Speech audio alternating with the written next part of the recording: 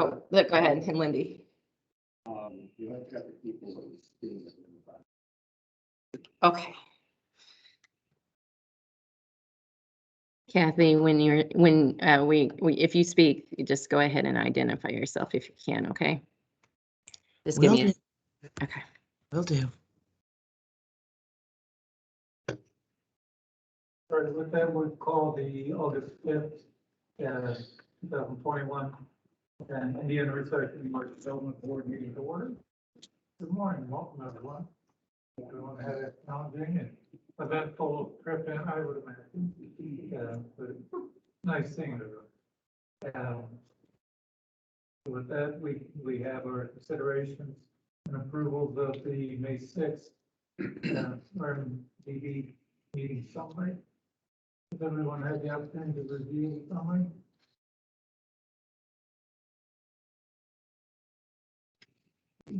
With that, do I have a motion to approve? So moved. Motion by Mr. Garrett. Do I have a second? Second. Second by Mr. Luck. Any additional discussion necessary? And all in favor? Aye. Opposed? Carrying none, motion carries unanimously. Thank you very much. And let's see, the next item on the agenda, you just lost my thumb. Sorry. And the next item on the agenda is the item update. Is Pat still in perfect? No, she. Oh, she's here. She's what's on. Good morning, Pat. Good morning.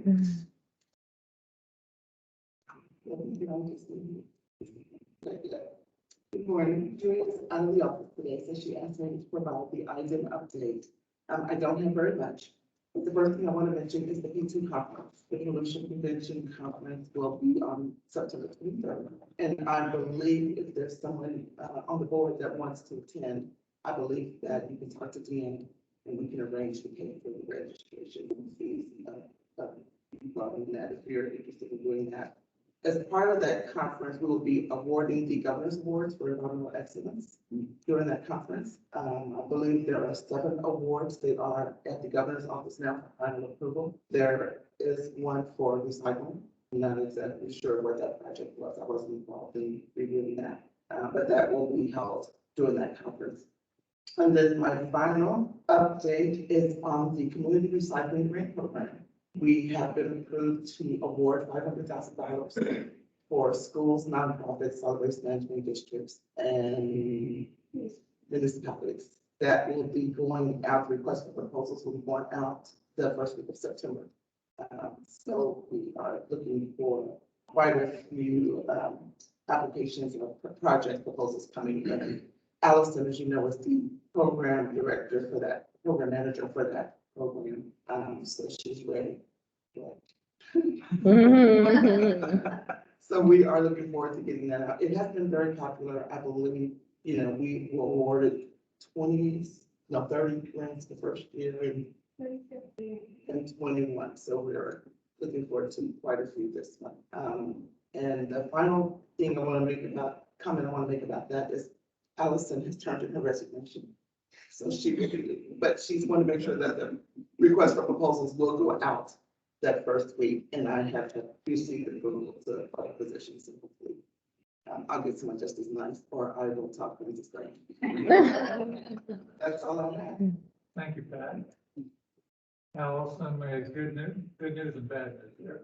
We'll focus on the good. Thank you very much. Yeah.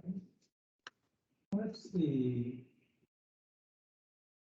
Andrew, do we want to address the tour of the shredder, right? Right, I'll go ahead and do a brief update of the Okay. existing grants, and then we'll transfer it over to I'm sorry. Andrew. That's all right. And before I do the status update of the existing grants, I did want to take a moment to introduce our newest board member. Actually, Senator Burrow left us, or was reappointed, I believe, and Shelley Yoder, Senator Yoder, is now our new appointee, and we're really excited to have her with us. I talked to her briefly yesterday to give her an overview, and she sounds very enthusiastic and excited to be here, so welcome. Um,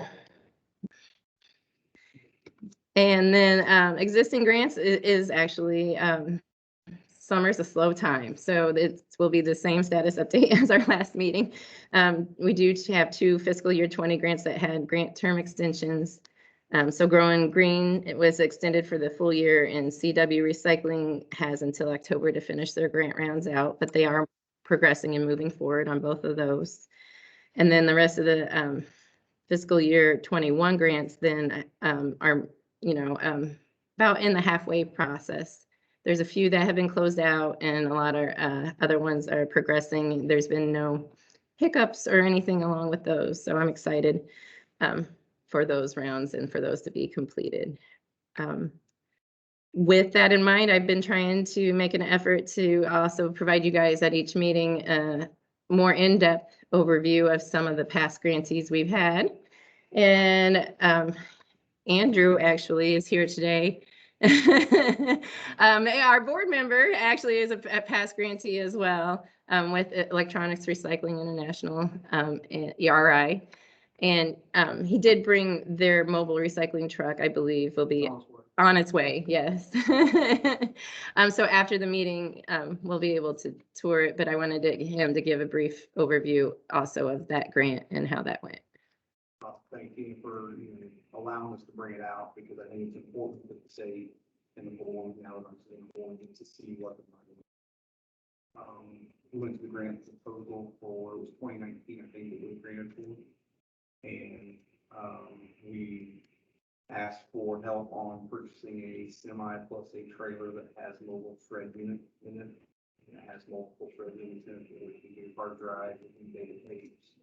We'll have some CDs that will show how to get shredded today from that standpoint.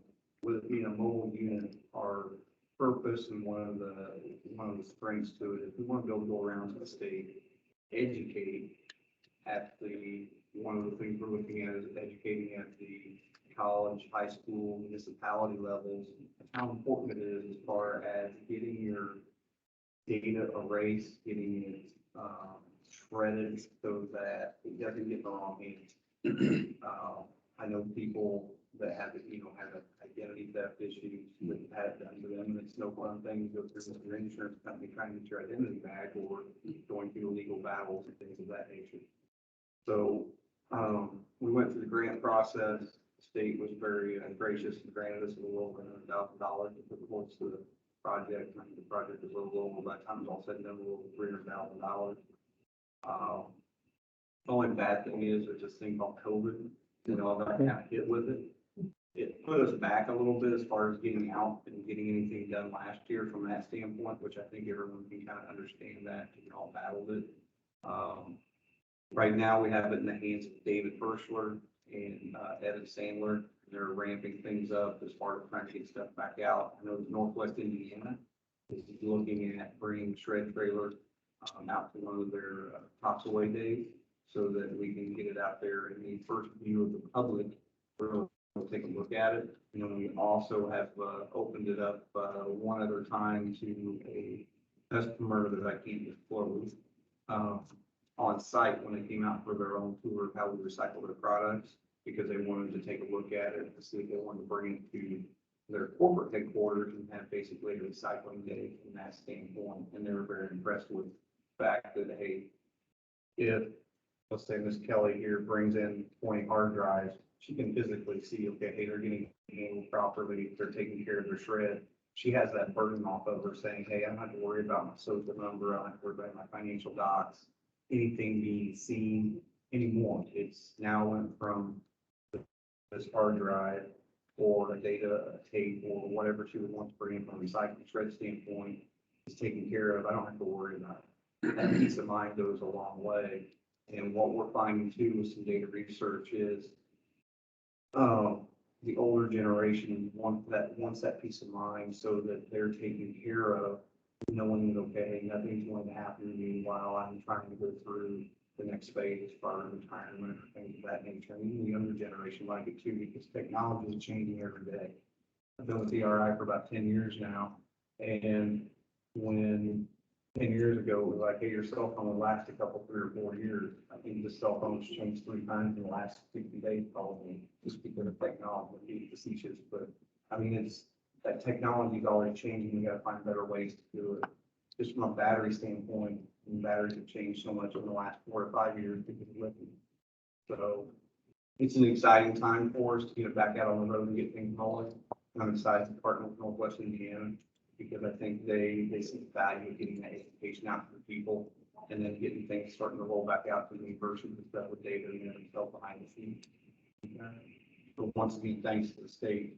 I mean, they could have easily said no to it, but it's all the vision, and hopefully today they can see some of the payoff as far as when you put in purchase for that money. The state was gracious enough to bless us with it.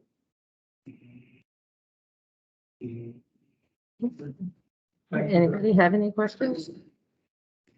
So it's on its way, and hopefully I did say 10:30. It's so hard to estimate how long things are gonna take.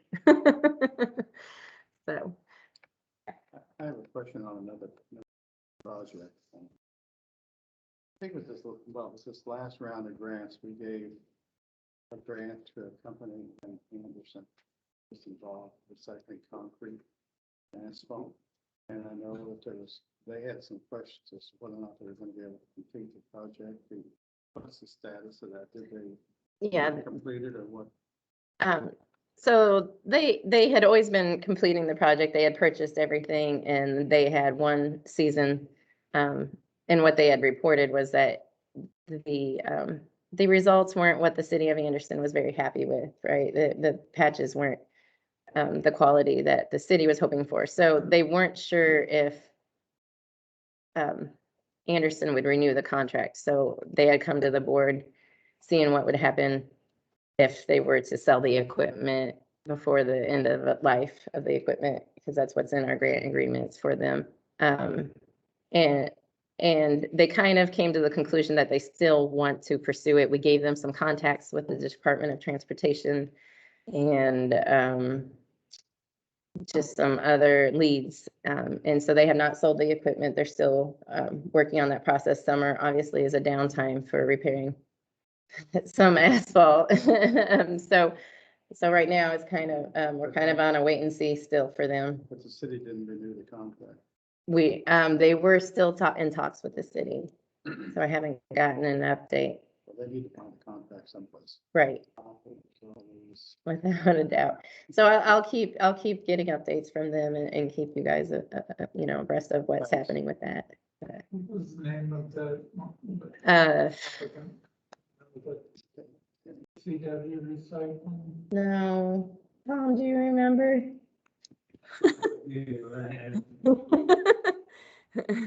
Was it Cox Recycling? Cox Recycling. Thank you. Yes. Okay. Other questions from any board members?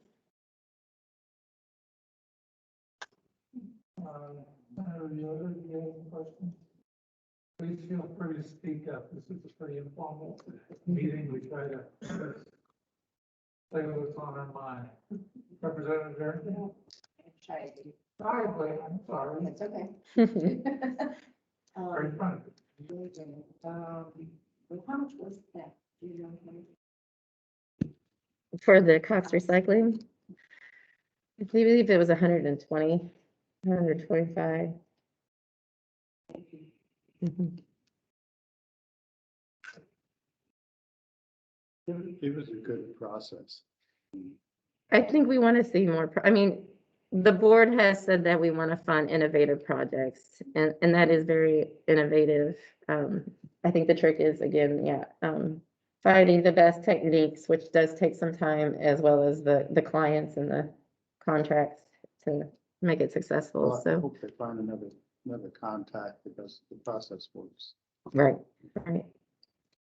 And as we move through the agenda, would it be possible to kind of give us a status as to what budget was able to do for us this year? And how many grants did we, or applications that we received, Right, that type of information? right.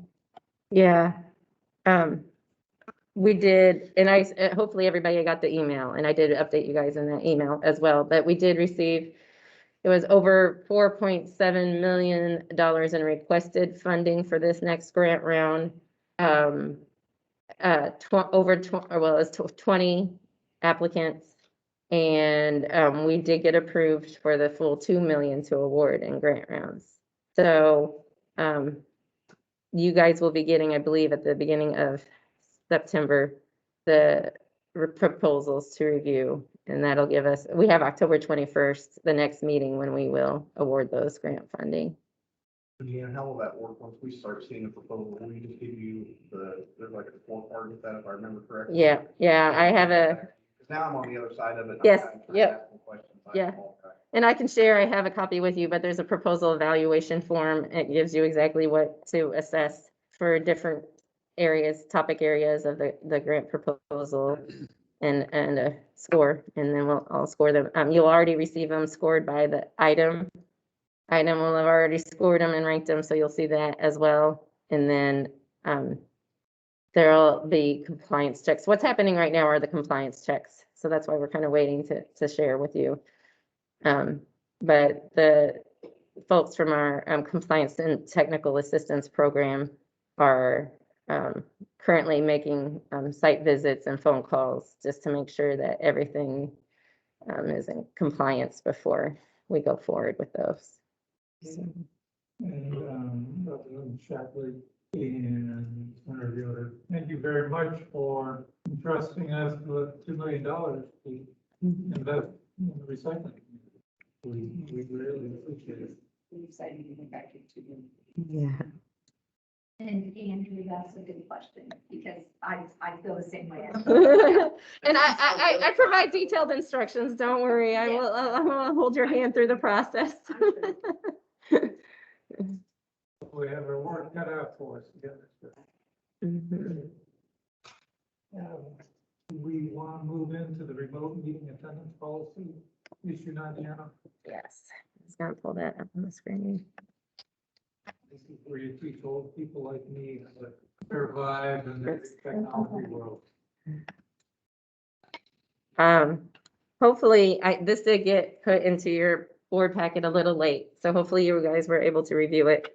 But, it's very simplified, not too complicated. The highlights are, we say there must be at least 4 RMDB voting members physically present and in place where a meeting is conducted. And then each board member is required to physically attend at least 1 meeting of the RMDB annually. Those 2 numbers can be changed if the board thinks that we need to go lower or higher. Those we can discuss that. But I know that, the idea of having a remote policy is so that we can still have a quorum when not everybody can make it in person if an emergency arises or COVID gets worse again. So we picked 5 members as a quorum. There are 9 voting members on the board. Let's see here. So member that is not physically present can participate in the meeting by electronic communication only if the member uses a mean of communication that permits simultaneous communication between basically everybody, right? All of those present at the meeting, including the board members. So I would take care of that. Obviously, it'd probably be Zoom or Teams, which works best for us. And then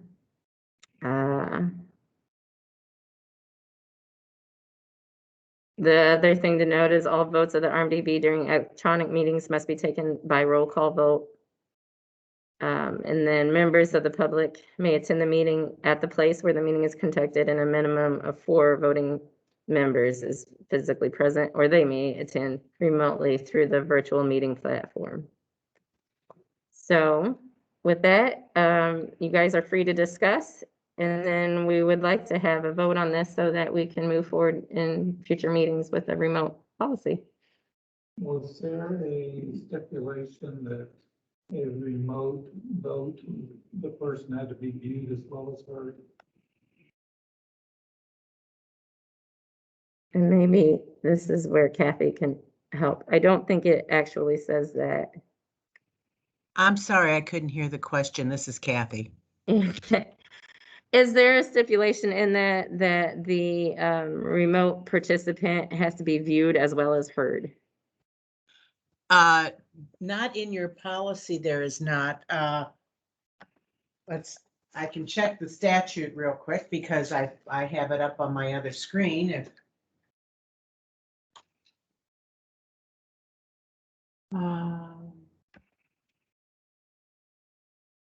Yeah, it is.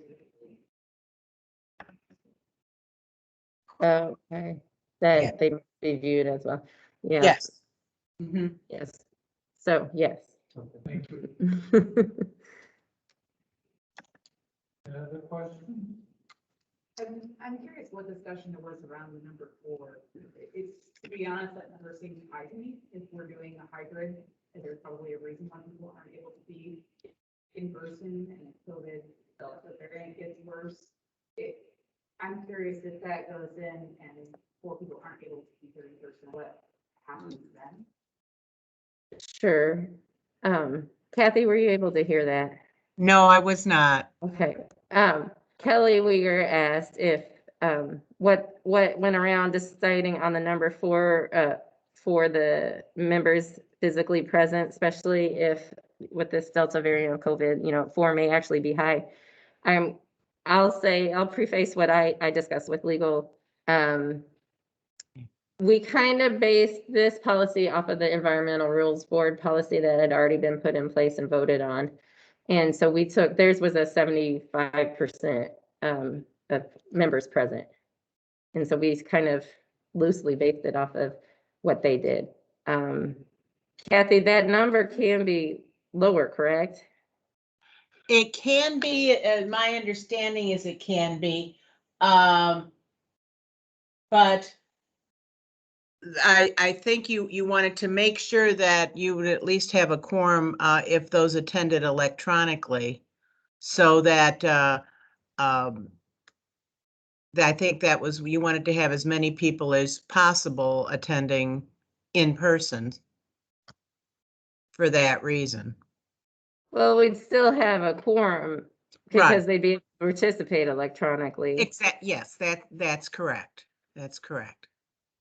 And how many of our board members are outside of Minneapolis? So for me, it's easy to get here. I live 20 minutes away.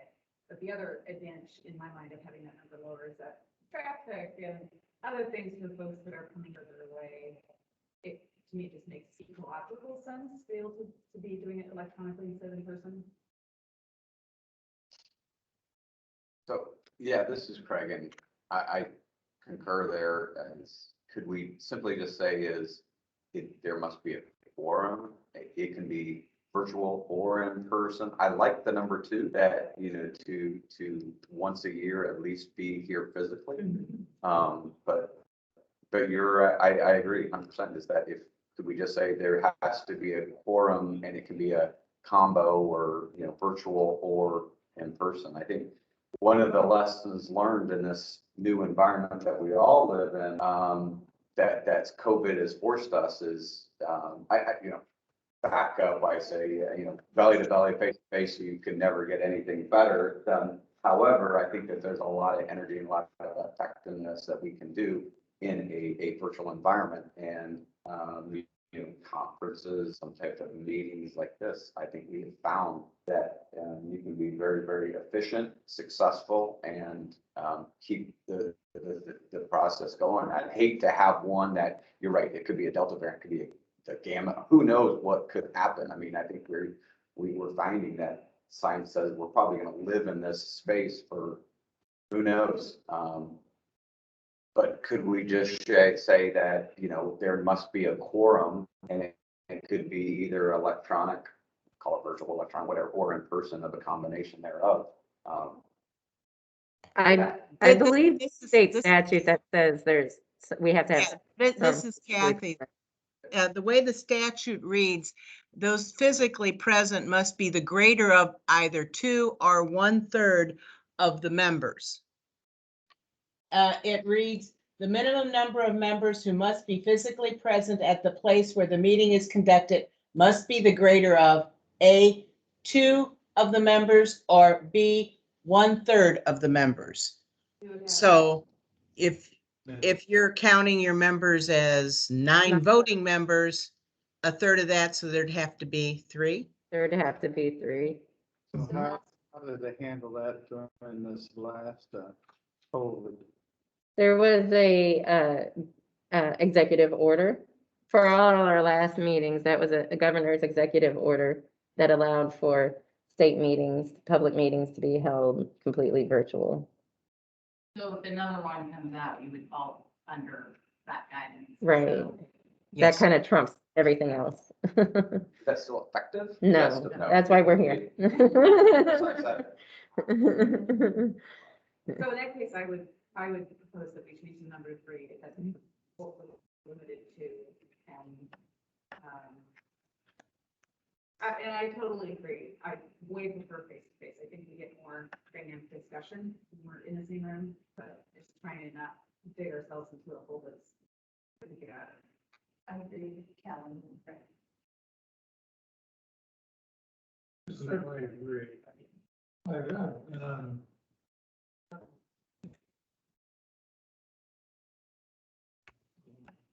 Most recently, it's challenging, and particularly when we're dealing with the type of funds that we're dealing with and the projects that we're dealing with. And 3 present, it normally also takes care of the public attendees. This is a public meeting, so there may be people here present and that they have questions or they want to discuss topics. So we have to represent, but a number of 3, I think, gives us a lot more flexibility. So thank you. Yes. Is there a reason why we just don't use the language that's in the statute versus 3? Would there ever be a time when we would change the number of voting members and then we would forget that it actually is tied to the Indiana code? Because if you bumped it up at one time to 11, let's say, I'm just going out a number, then that number's gonna vary. So that way, if the statute's already set, we can just basically, okay, it's always 1/3, or Yeah. that way it would make it a little bit easier from a verbiage standpoint. Could you hear that, Kathy? Yes, they're wanting to know if they should change the language from 3 voting members to what's in the statute that says 1/3 of the members. Correct. Yes, they can And we change can do that, that. yeah. Okay. Mhm. Yeah, I think we have to go back to the statute that sets the board for the RMDB. right. So it sets a member for each category, so I don't know if we can. Right, there would be it would be a statute change even to change the number of voting board members. So, I mean, but that could happen, I mean, you said if it could happen, it could happen that legislatively that changes the number of board members, but it's, not out of the, it'd be a lot to change it. It's not likely to happen. Yes, go ahead. I think you should be interested in the voting. And we do. It does say voting members on there, yes. Yeah, even if it's not likely that the number of voting members is going to change, just it's not hard to make that language in here related to the statute, and then we don't have to worry about it. Right. Was that the pleasure of the board to change the language, et cetera, your recommendation? Yes. Yeah. Yeah. Are you asking me? This is Kathy. I think you said it's okay, and I think everybody now is just discussing it amongst themselves. Okay, yeah, Beautiful. either way is perfectly legal.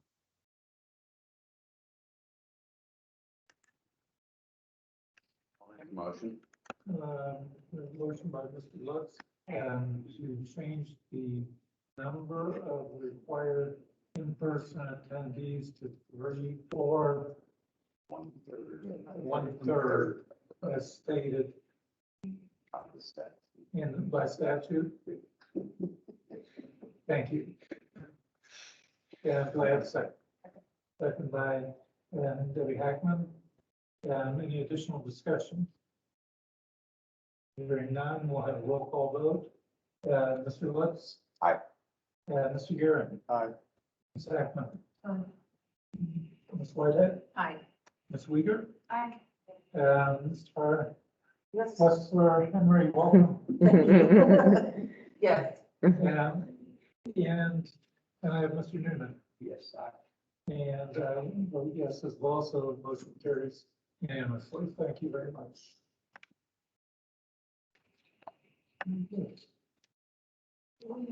A separate motion to adopt the policy with that change. Maybe that's a question for legal as well.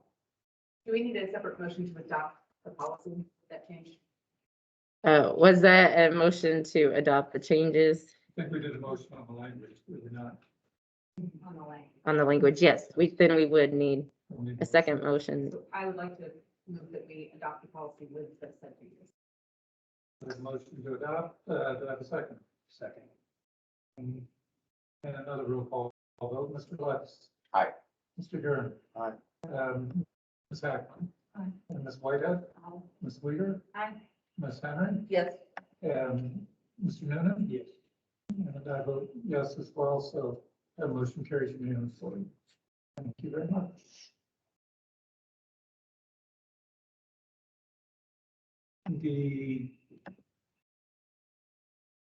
Well, let's just back up a moment.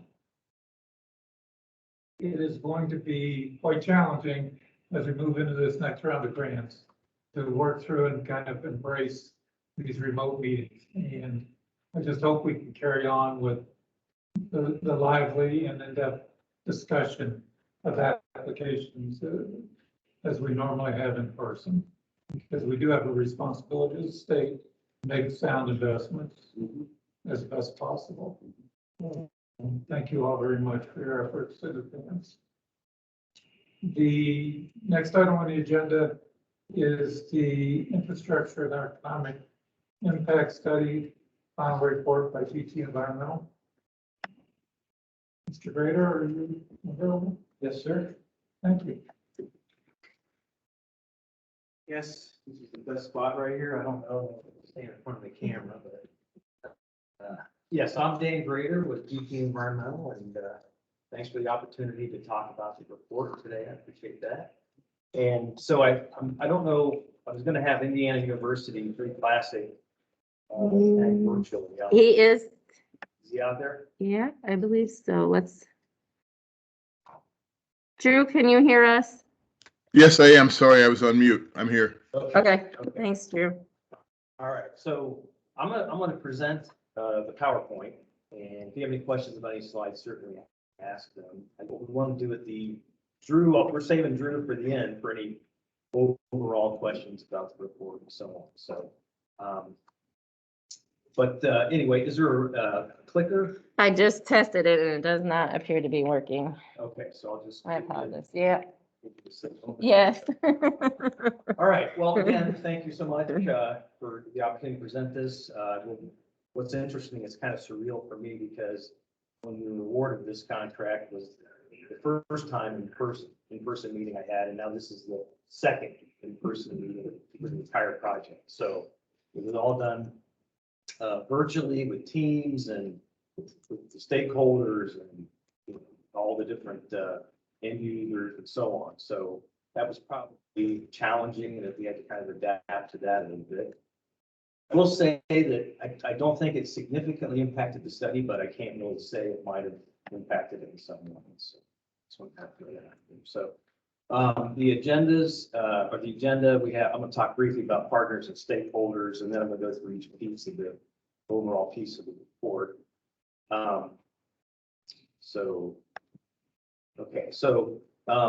And I think some of this may be repetition from the previous updates that I did, but I want to go ahead and just roll it all up into one presentation. So the actual partners for the project was IUPUI, was the beginning part of the project where we did a lot of the surveying. We had 35 students with IUPUI with 7 graduate students that were helping us administer that piece. That was done in the fall of 2020. Again, that was all virtual, so that was interesting how that went.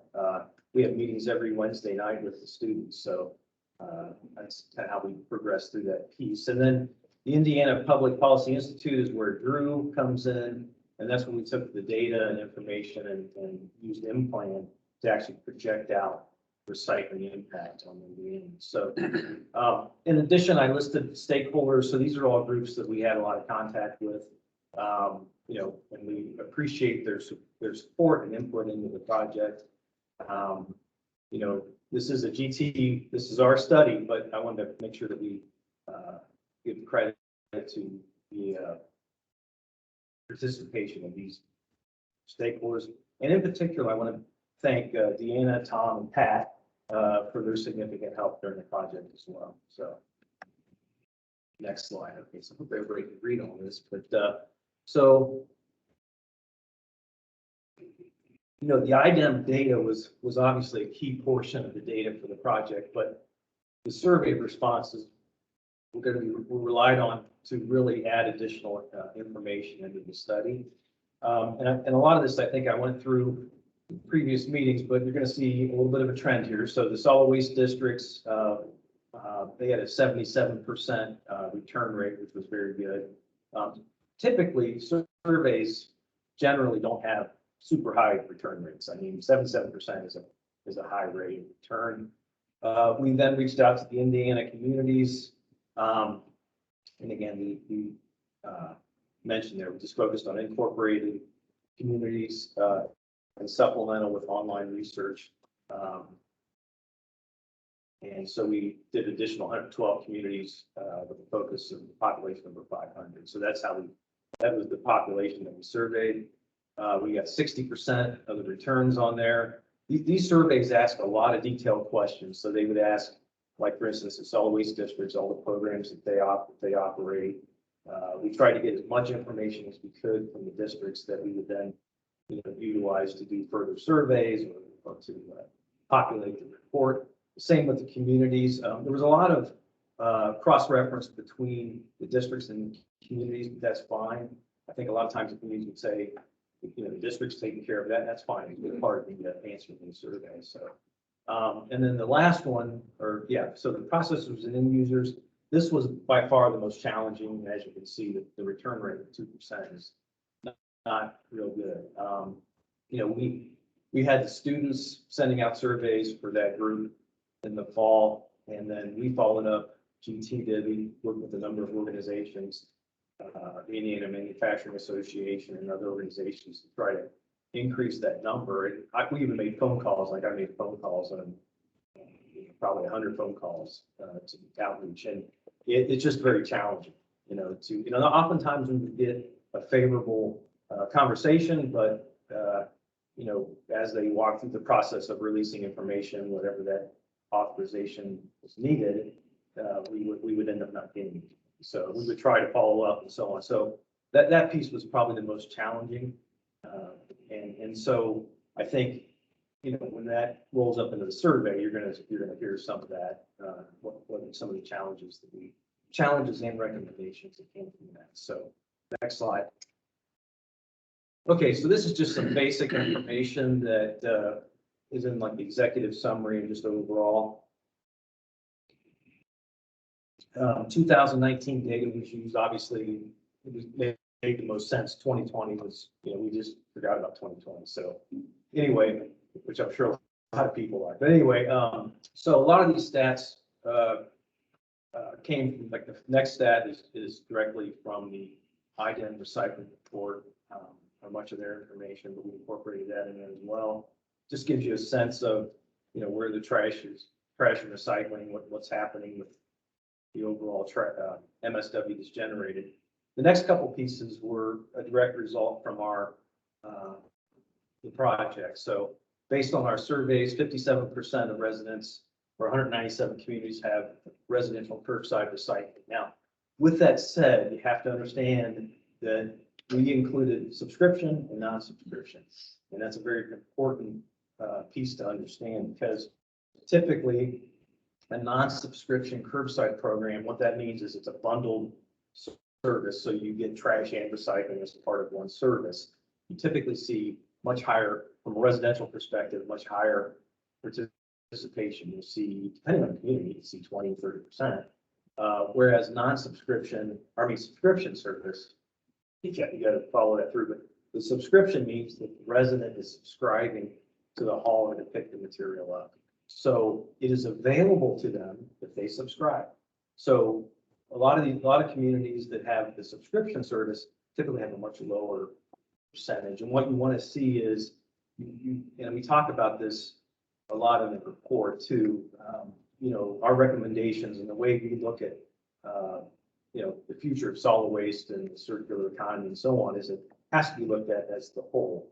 And I think one of the points we made in there was, when you start comparing, especially in the Midwest where you have very cheap disposal, comparing throwing something away versus the cost of recycling, it economically become very challenging. So, and that goes all the way down to the residential level. So if someone is getting curbside trash service and they have to pay through subscription to get that curbside service, if there's the economic challenge right there. So again, the whole is, yes. Thank you for clarifying, because that answered a lot of my questions. Okay. One more on that, which is of the 197, do you know roughly what proportion of those are subscription versus non-subscription? I off the top of my head, I do not remember. I don't know. I think we just included it, but I will say this, we did highlight Indianapolis, for instance, and it is subscription, and then that's a specific recommendation, was if Indianapolis could move to non-subscription, we believe that the percentages would go up dramatically. It's rolling out an entire program.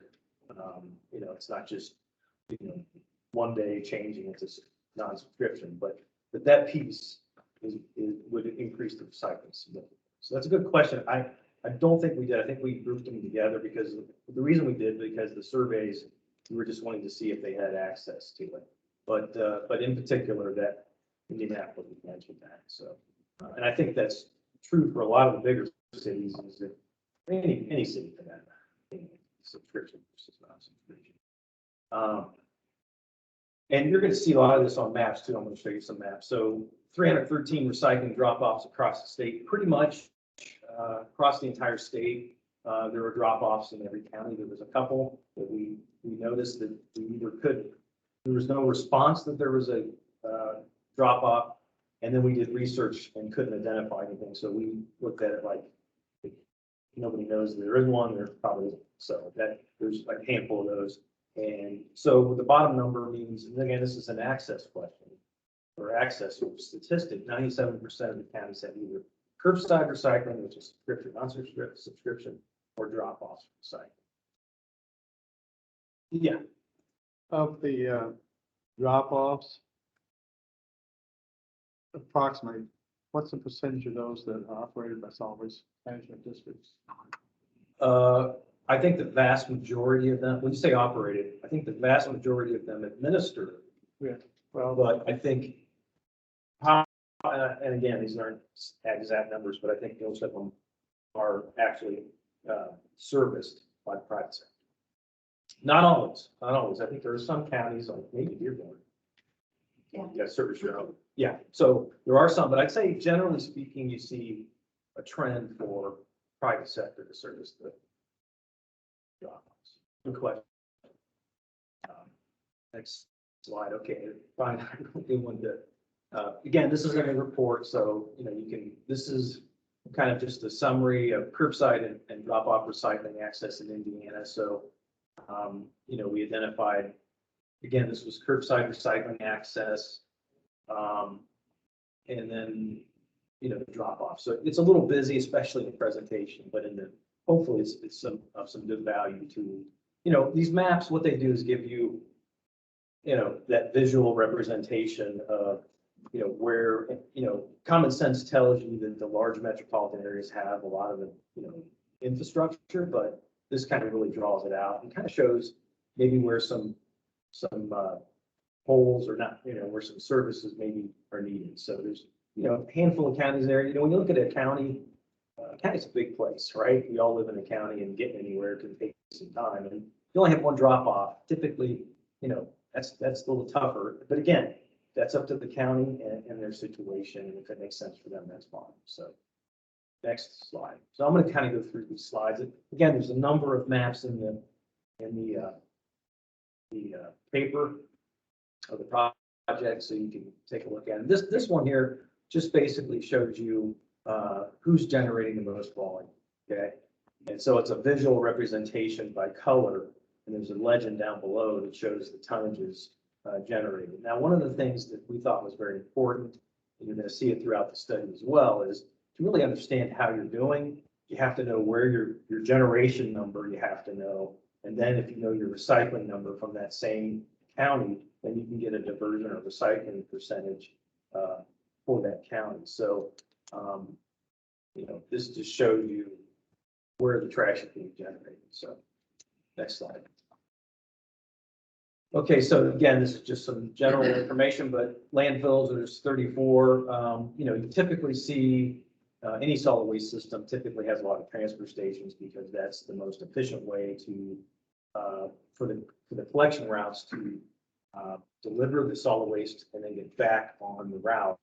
And then those transfer stations take it to the landfill. So, and then compost facilities, 116. Again, we looked at, when you look at compost facilities, there's various types of compost facilities. That's the total. And then the MRFs, there's 14.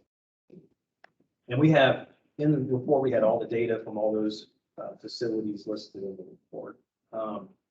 So this is the management, or the landfill transfer stations, compost, and MRF. So again, this gives you a sense of, where is the infrastructure in the state? And obviously, again, those metropolitan urban areas, typically because of the number of people, the waste that's generated, typically have a cluster of those type of facilities. Okay, next slide. This is a little bit, okay, so this is the 14 MRFs that are located throughout Indiana.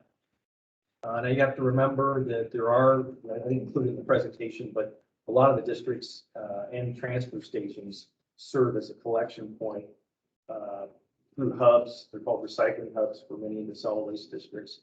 And then the transfer stations themselves oftentimes had a drop off or whatever. My point is, those facilities feed these MRFs.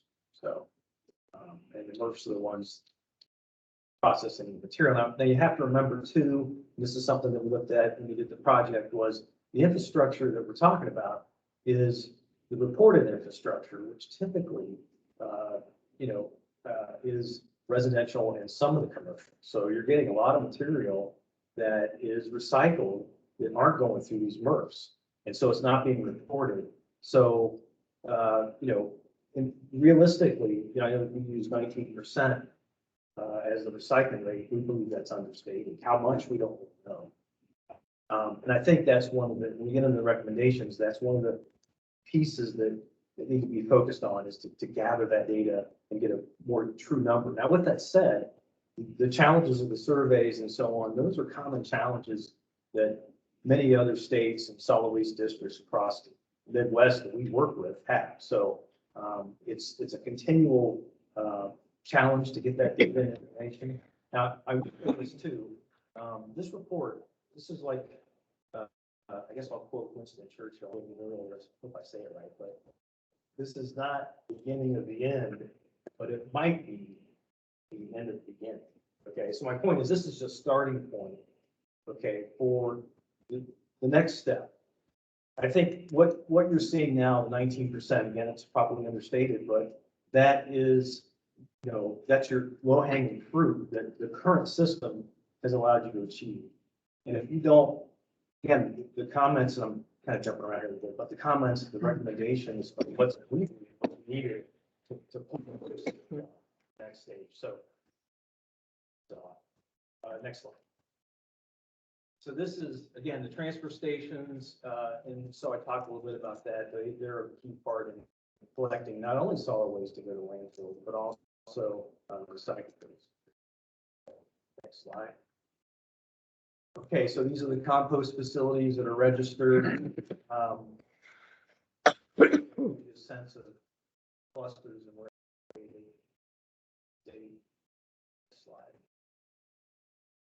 Okay, so, all right, so that was kind of the first part of the study, which is the infrastructure piece.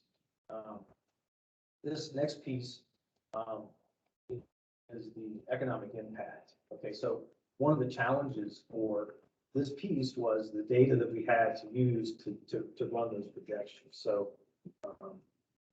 so basically just there's the one side I talked about what the key elements were that ran the models. And again, I'm going to go through this and then you can ask Drew any specific questions. But so the IDEM 2019 recycling activity summary data was very important. The data that's collected and submitted by the MRFs and districts and so on.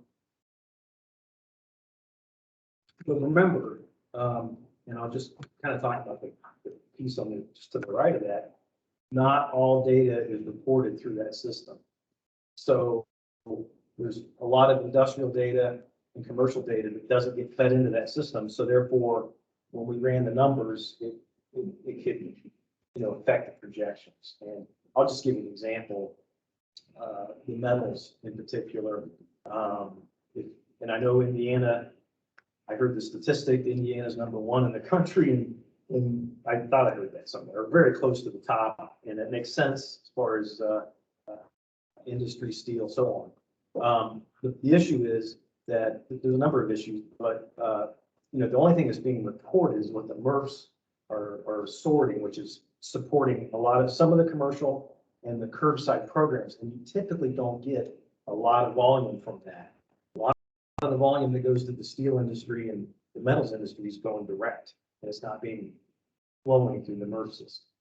Okay, MRFs, remember, most of the MRFs, they do a lot, but primarily they're supporting these curbside programs and the sorting of the material and so on, and some of the commercial that has single stream. Anyway, so that's one of the challenges. The other thing is the commodity pricing averages. We looked at the averages for 2019, and we used that data. Again, the survey data, as you saw, we had 2%. So it allowed us to make some, basically make some basic understandings of what direction to take the evaluation, but it was not significant. And then the NAICS codes. The NAICS codes are what really drive a lot of the data. So that's how you identify a company as a plastics company or a metal company or whatever. And it's a general, it's based on what companies report that they are. And so there's a lot of gray area, I guess, in that as well. So, and again, I think that if you look at just the recycling economics piece, we believe that's understated because, again, we're not getting that heavy industry reporting through the system, nor do they provide any surveys that we sent. Because we sent surveys to we would basically look at our database and select the companies, the large companies, and we send them surveys and then follow up with phone calls. So, again, there's limited data. So, next slide. Okay, so this is the recycling. And we broke the economic impact into two pieces. So, because it's easier to understand it this way. And I have to give Tom credit for this because he kind of the one who came up with it. But the supply side employment versus the demand side. So, the simple way to look at it is the supply side of the recycling. So these jobs and these economic values are representative of the MRFs, the collection routes, all the jobs that are specific to collecting the material and then providing it to the demand side, which is the end user. Okay, so they demand the product. So, the other thing I'll say is, and again, maybe when we get to the end, we can explain how all this works, but, the employment number is a full-time equivalent, and the employee compensation is factored through employment to calculate that. And then you start getting, and again, I'll not get too deep into this, but you get into this multiplier effect of, and the easy way to look at it is, I work at a recycling facility, I get paid, I go out and start spending my money. That is where the multiplier effect is, and that's where, you see these numbers and you have to look at them and you kind of think, wow, that's a big number, and it is. And that's true for a lot of things in the economy, but it does also show you that if you didn't have it, if you didn't have the recycling, then you wouldn't have that multiplier effect throughout the economy. So it is, next slide. Okay, so this is the end users or demand side. And again, these are, if you look through the report, like many of you have, I'm sure, there's a lot of data in here with respect. I just give you the general overview here. So basically, this is for the key materials that we were looking at, which was glass, metals, fiber, and plastics. Now this, what I have to make sure you understand in this piece here, these are companies that we don't know for sure if they're using recycling, but they could be. Okay, so my point is, this is like total potential. Okay, so this, you got the recycling supply side, picking the material up, the demand side then could use this. Now, the truth is, we believe that a lot of materials coming from out of the state, and then likewise, some of the material that's collected is going out of state. So if you do, and I think we talk about this in the report, if you can, move more of your material, Indiana's material, to the end users, then that would eliminate the outside impact of the other states. But again, I think we looked at that as, it's all a function of their demand. So, they're not going to necessarily demand more unless their products are in demand. Now, with that said, I don't get too complicated here, but if you do get new companies that come into Indiana, okay, then that's an additional capacity that may have been located outside the state. So you have to kind of look at it like, are you replacing Indiana material with material they're already getting from somewhere, or are you, actually bringing in new companies that use the material, which is an additional amount. So which would increase demand for that material. And again, these numbers are big, and I think, obviously, like the metals one I just mentioned, those are big numbers. And again, I'm not saying that it's all recycling. These are companies. It shows you what's out there and the infrastructure, the end user manufacturing base that's there that can use the material. And and so as you recycle more, you have a place to utilize this. So next slide. Question by Senator Yes. Yoder. Oh, yes. I'm trying to see, and Deanna, I apologize if you sent this to me. Those numbers, I cannot read. I'm sorry. They may be big numbers, but I actually cannot see them. And I didn't know, was this sent out? I couldn't find it. Unfortunately, this just got reviewed yesterday, so I didn't get a chance to Okay. share it with you. I will share it with you today to make sure that you have it. It is everything that you're seeing is in the report too. Yeah, it's within the report and it's also on our website. Yeah, I just didn't. Yeah. I didn't physically get it, so I was like trying to see it. Yeah. Oh, that's good though. Yeah, and again, that's based on the NAICS code that these companies identify as. And we listed in the report all the NAICS codes that we use them. So, one of the things with this in-plan projection is, as again, I just said that this is the end of the beginning, right? The idea is to take this as a starting point. And any work you do after this, you can use this as the baseline. And so then you can build on that. That's the other challenging thing. One of the parts of the project, I totally get it, was to compare the in-plan on this project to the in-plan on the Israel. Okay. And so when they both used in-plan, but when you compare them, it's almost impossible unless you know all the variables that go into the model. So my point is that, again, because we provided all those variables in the NAICS codes in the report, again, you can build it. So, Yeah, hey, and could I just interrupt briefly, Dan? Sure. Those big numbers that you saw, the end users, so to speak, they're primarily manufacturing companies that fall in the NAICS codes that Dan talked about.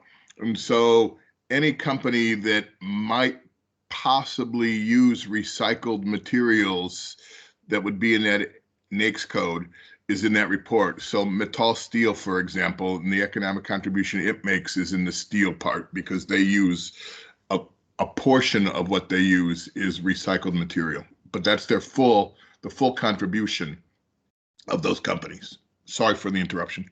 Drew, can you just real quick identify yourself? Even though I So just said sure. Drew Classic in Northern Wisconsin, and I work at the IU Public Policy Institute, and I'm not an expert on recycling, but I've been doing input-output modeling for 20 some years. Thank you. Thanks, Drew. Okay, so, I just kind of highlighted the key. There were a total of 24 recommendations in these key areas that we identified. And again, when we did the report and did the project, some of these things kind of just jumped out. And I've heard, I'm not going to take credit for all of them. I mean, I've heard some of these different pieces from various people over time. And a lot of this stuff is true for, other states, other districts, and so on. But, and I think we also said too that, this is something that needs to be vetted. In other words, I think the next step would be to look at these key items and IDEM and the stakeholders and say, which ones do we really want to talk about, pursue, further develop, and so on. Now, I think, if you did them all, I think it'd be great. I think over time, it would push you up to the numbers that you hope. I know that 50% is the goal, right? So, and let me just kind of go through them real quickly here. So data collection, we talked about that. I think there's an excellent system. The retract system is excellent. That's being used on that supply side front end, okay?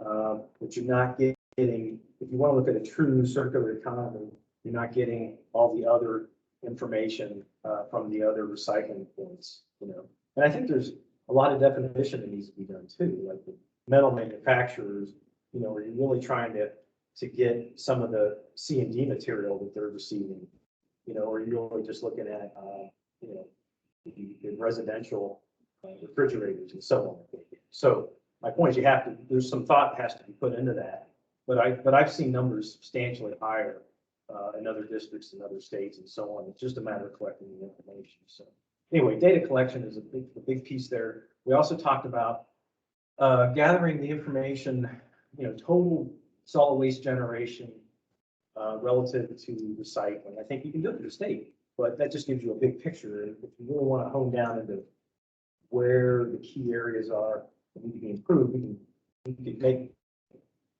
educated guesses as where those might be. But if you actually capture how much trash is generated, in other words, when the truck pulls into the transfer station, they say they're from Wayne County, and that is then accumulated at that point. So anyway, you can get the recycling percentages. We think that's important. Materials management planning. Okay, so my take on this, again, back to the circular economy, is if we want to achieve 50%, we need to have a roadmap to do that. And we need to have, what are we going to, and I think it's not just from a state standpoint. I think there is a lot that different communities and IDEM is doing for that. But I think, that also could be looked at the district level as well. I know I've talked to a number of districts that are interested in updating the plans and so on. And I think with IDEM's direction and support, a comprehensive planning process could be established and rolled out to the districts. And then I think really, as you move forward in this process and go from the 19 to the 50%, you're going to need to know what are the specific pieces that have to happen. And I think the districts themselves, and I'm a big advocate of local solid waste planning. So, they're the ones that are in the field. They're the ones boots on the ground. they know what their communities, they're working with their communities. Those are the ones that can, put the plan together and then, implement plan and achieve those goals at a local level and then roll it up for the state. Indianapolis, Marion County, we talked a little bit about that. I know there's a lot going on there. And so we made some general recommendations for Indianapolis and Marion County. I know that there's a lot going on with respect to Indianapolis moving forward, and I think the simple one that we just talked about was a subscription versus non-subscription can make a big impact. If, as Indianapolis continues to develop this recycling, there will be an additional capacity required, because you're talking a large area. If you, go from, I'm trying to remember, I think it was 5 or 7%, something like that. When you do the non-subscription, you could easily see, depending on how you set it up, 20%, recycling. And that is a big number when you look at that population. The other thing we threw in there too, and I'm kind of a big advocate of it, is pay as you throw. And I think this probably falls more in the recycling collection programs, but I'll just throw it out since we're talking about Indianapolis. Politically, it's a tough thing to sell, but in the end, you can see pay as you throw oftentimes. Again, you're driving that economic decision down to the resident, and they participate in the benefit of their recycling. So again, you could do a complete study on pay as you throw any community in Indianapolis as you roll something like that out. State and local funding. Okay, so I think we highlighted some, obviously you have to have funding to do a lot of this. And again, I think you have to look at it from a holistic standpoint. How is the whole system going to work? Can't just compare cheap disposal. I mean, cheap disposal is not an answer, long-term answer for anything. So I think that, the future is that holistic approach. And with the state and local funding, there's a multitude of things that we put in there that I know a lot of communities are doing. One in particular, though, is just literally the state fee is very cheap. I think in effect, Indiana's disposal pricing is one of the lowest, less expensive in the entire country. And then when you look at the actual state fees, it's also one of the lowest probably in the country as well. And there's a graph that talks about the comparisons. Recycling collection programs, again, we highlighted some things. A lot of this stuff is out there, like using RFID tags for any cart that's purchased. I know there's a number of organizations that promote that and have grants that provide money to purchase those. I talked about the pay as you throw. Pay as you throw. The other thing to remember is it's kind of yeah. Anyway, my point is that you can set up a lot of different ways. You can call it whatever you want. A lot of times it's as simple as having 2 different size containers for trash and giving someone a 96-gallon cart for recycling. And just the idea that they're paying less money for the smaller container because they're recycling. I mean, you can create a lot of different ways. It doesn't have to be, really intense or, the way it's set up. The other thing is we're seeing food waste composting programs that are going up. Food waste is, again, to get to the 50%, I think food waste is going to have to be considered to do that. I think even if you recycle everything is, the basics, the aluminum cans, the cardboard, all that, food waste is still a big piece. And what we're seeing is a lot of communities starting out with drop-off programs for the community, carts that are available. The resident comes in, drops off their food waste, and then someone comes and collects it. Once you generate enough activity or participation, then you can start looking at maybe a curbside program. Okay, I know that's a ways off, but the other thing is a lot of communities have yard waste collection, and the idea of matching up the collection that you're already doing with a food waste program and can go on the same cart can be very advantageous as well. Now, with that said, I know I mentioned about the materials management planning in the districts, and they do a significant outreach job now. And I think that to develop these recycling programs, that will have to continue to be a focus. And that's true for a lot of districts. One of the things I see over and over again, this is everywhere, is confusion as to what's recyclable, okay? And so you almost need to standardize it by region where the MRF is. What's that MRF accepting? And I think the private haulers or MRF operators, they try to do that, but a lot of times there's a, cross between, what they're, as they're changing the model and what's communicated. And then I think there's the other thing you have to consider, this gets back to developing recycling programs, is you have to be consistent. I mean, people, if you keep changing it on them, or simplify it, make it really simple, just these key items. So anyway, so that's recycling collection programs, recycling processing. We talked a little bit, we did get a little bit of data that talked about capacity, not a lot, but, as I mentioned, the processing capability for recycling, processing, we will always, as you're moving forward, will always need to continue to be evaluated. The other thing is that technologies are really improving with sorting material. So I know a lot of times now you have electric eyes that actually can identify the after you put all this. But so my point is, as technology improves, I think there's a lot of robots now that are being used and looked at. So it's really making it a lot easier for the processing. So continuing to support that would be good. I talked about the organics and food waste, the grant programs. I think obviously this program, I think when you look at this program in particular, I think whatever can be done to support a lot of these recommendations would be a recommendation. Also understanding, how the different communities are doing overall with their recycling, and oftentimes I'm sure they provide that as part of their application, but I mean, as a whole. So having good data, I guess it was. Economic development. Okay, so this is another one that I think is very important, is you have to combine your economic development piece with your, in other words, all the economic development, community development boards and departments and so on. They should be working hand in hand with the solid waste recycling piece.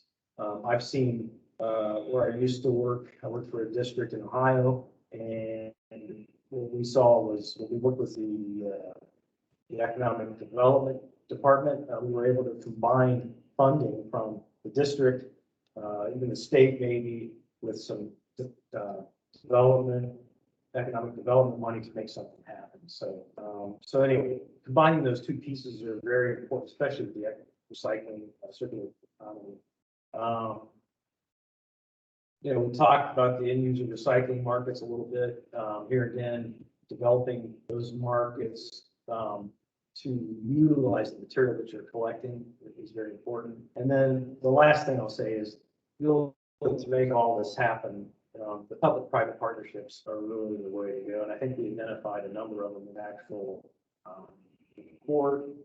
There's a lot of great programs out there that are being done right now where you have, and really, when you do the public-private partnerships, you're bringing the expertise and the vision and so on of those two different groups together, which really gives an overall perfect or a much more robust approach to anything that you're going to do. So might be the last one.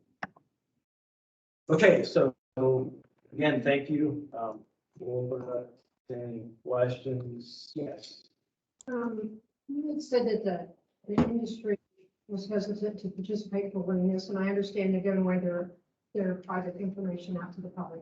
But if we only have a 19% recycling rate in the state, and we know that there's many, many tons not being reported, how do we get to the actual recycling number? Is there any estimate or model? Well, yeah, I don't think there's anything, you just kind of guessing at it. I think you need to look at reporting the information. I mentioned something in there about blockchain. I know we hear about blockchain, for instance, cryptocurrency and so on, but it's much more than that. And if you have a database that's run on blockchain, you can protect the data for the individual that's reporting it, or the company that's reporting it. I think I used an example of Walmart using blockchain to keep track of all their suppliers and so on for food, for the food that they get in, because they had some contamination issues. So,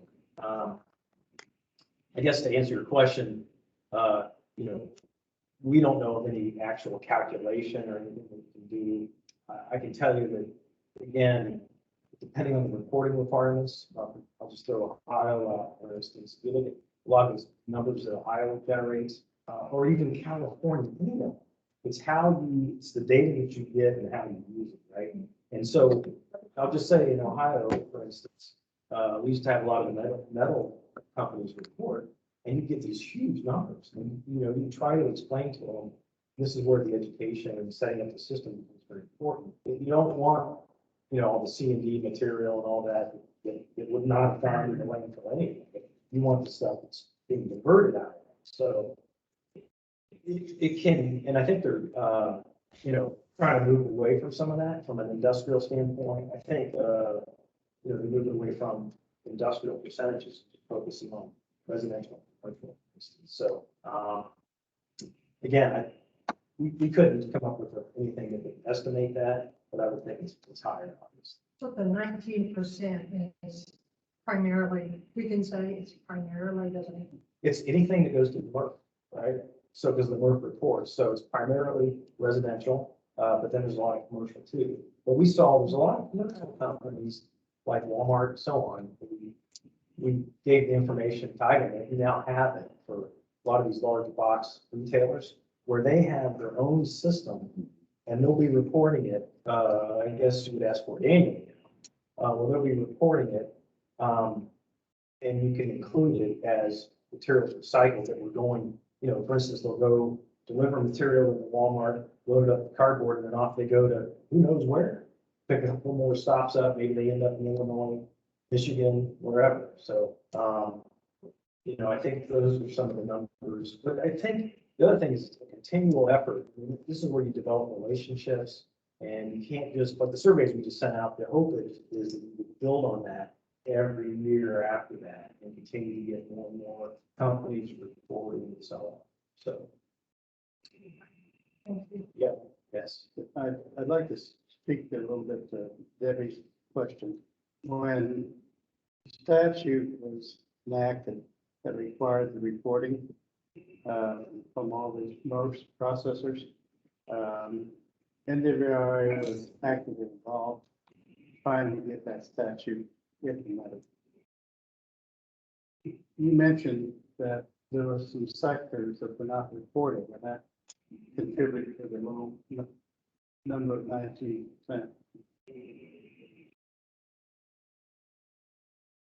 IDEM agreed when that statute was enacted to let several rounds of reporting be accomplished.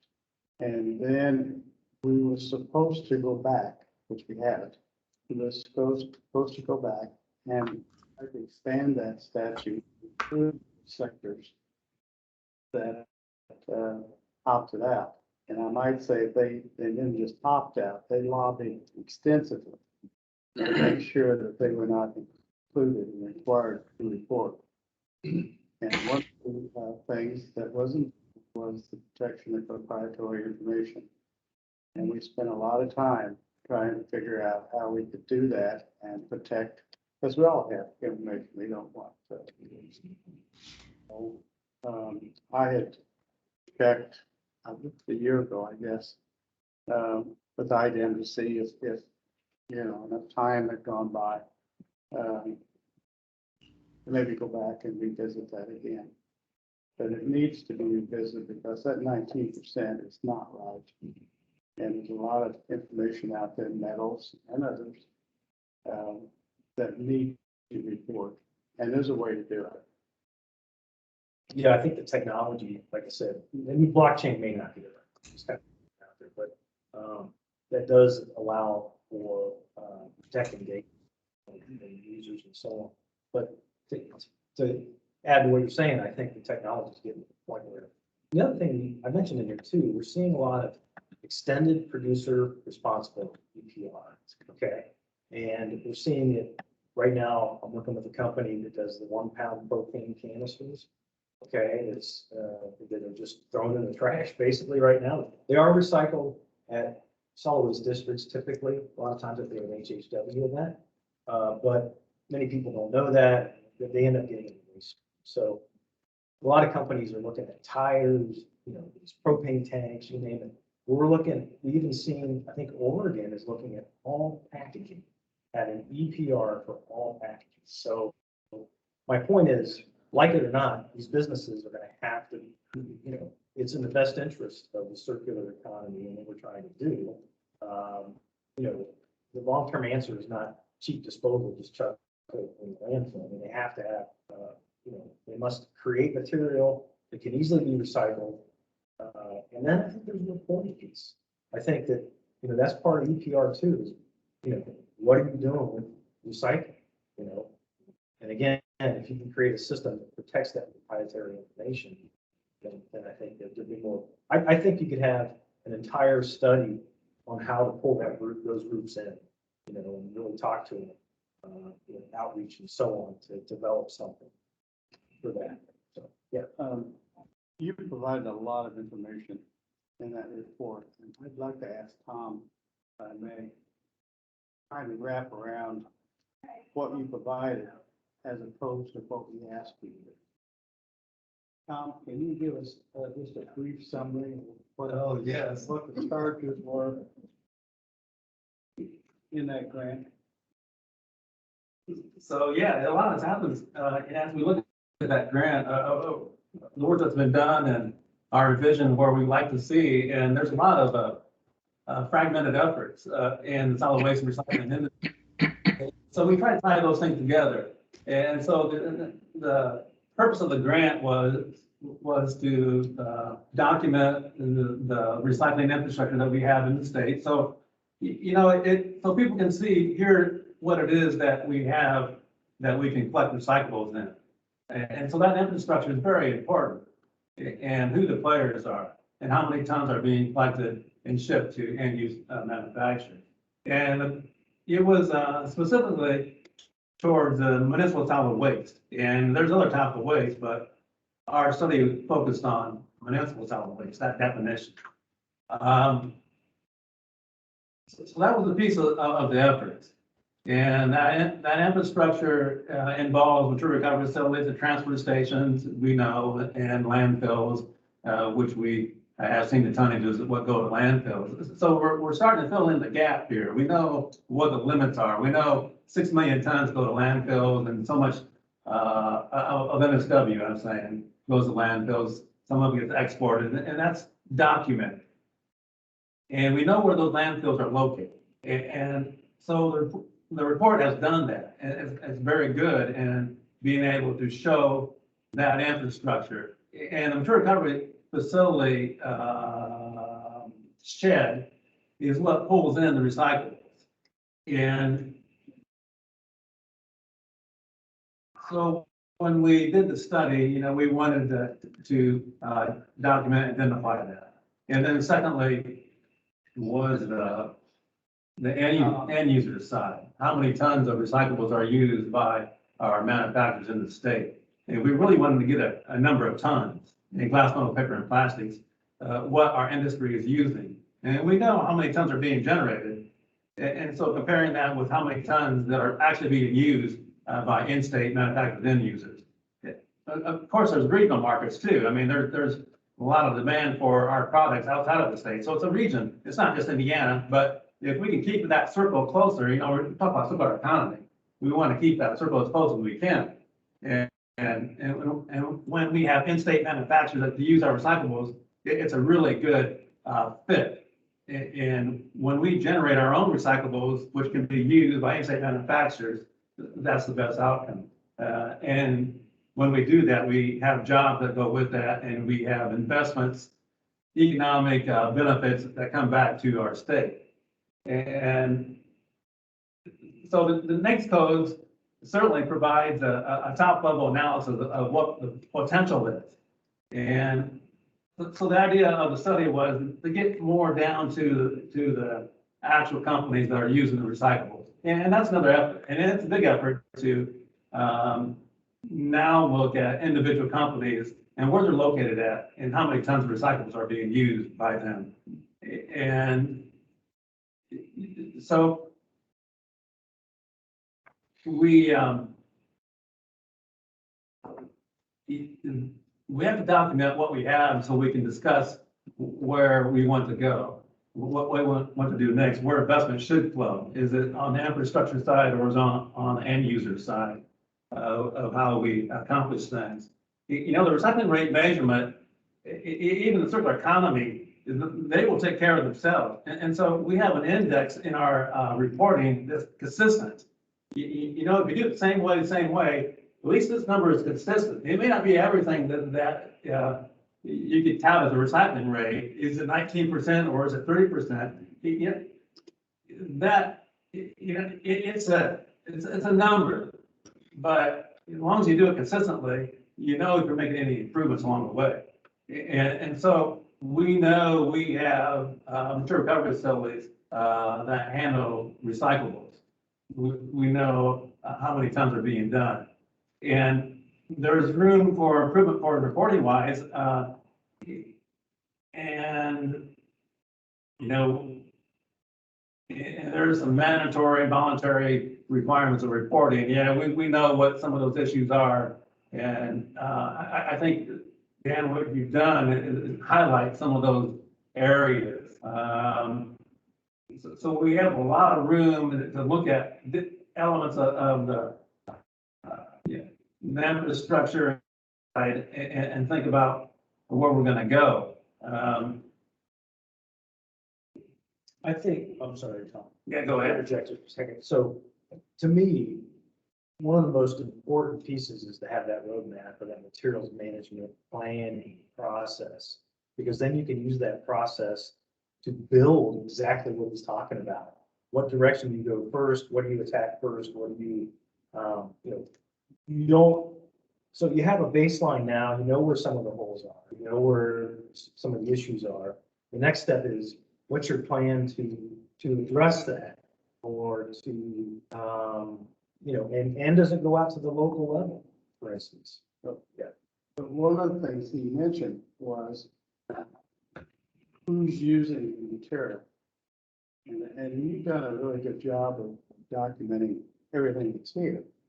But I think that's the weakness, I think, in the report. If I'm not mistaken. And that's an important, and that's hard to get. Well, and that's, But that's important to us because we are concentrating on giving grant money to help build infrastructure. And so it would be very beneficial to us to know who's using the material that's out there. And we get a lot of static in the glass industry, for instance. There's a lot of glass in Indiana that's going out of the state. And there are many reasons why it's going out of the state.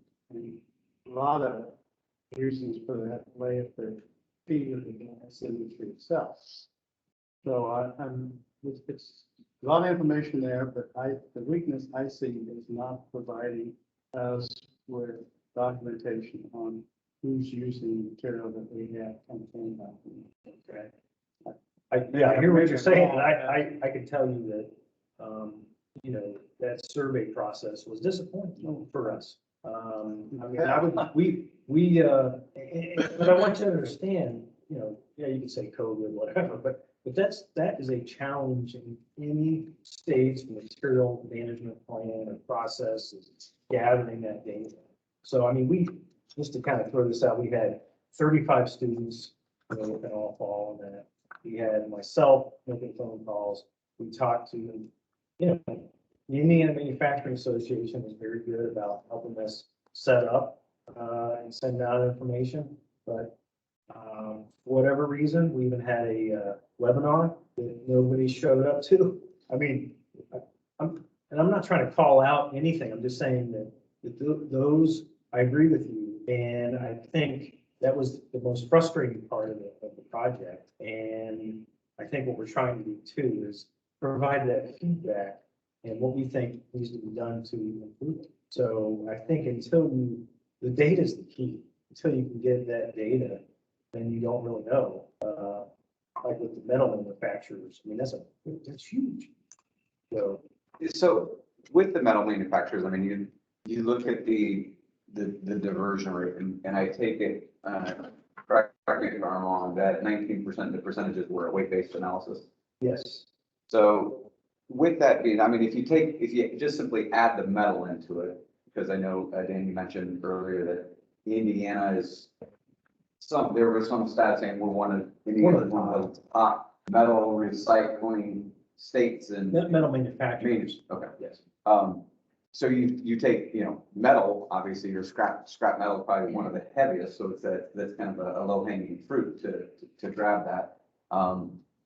So, two ways is if you add just a generalized, bar napkin math of what that scrap metal number is, and then you add, and you probably, I don't know, because they didn't give you anything, it's like you're just throwing. Well, something it's more complicated than that too. It's where's the material coming from? Like I said, if it's a C&D, a demolition of a building or something, the material that would not is not considered MSW. Okay. So, yeah. So having to be able to break those pieces up. Right. And then use the right piece that's the challenging part. So then then kind of the next thing is to roll into is, you add, if it's, electronics, if it's appliances, was any of that's appliance scrap metal, appliance recycling, electronics, computers, the ERI teams.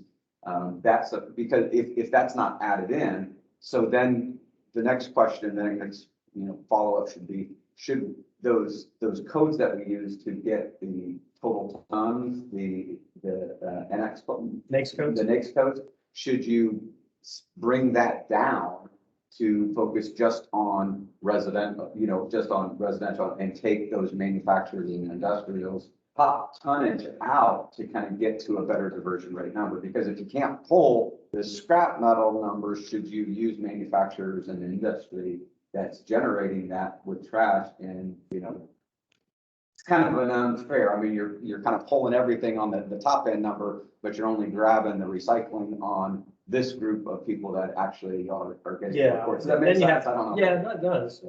But on the other hand too, I mean, how do we know how much these facilities are generating in MSW to pull out?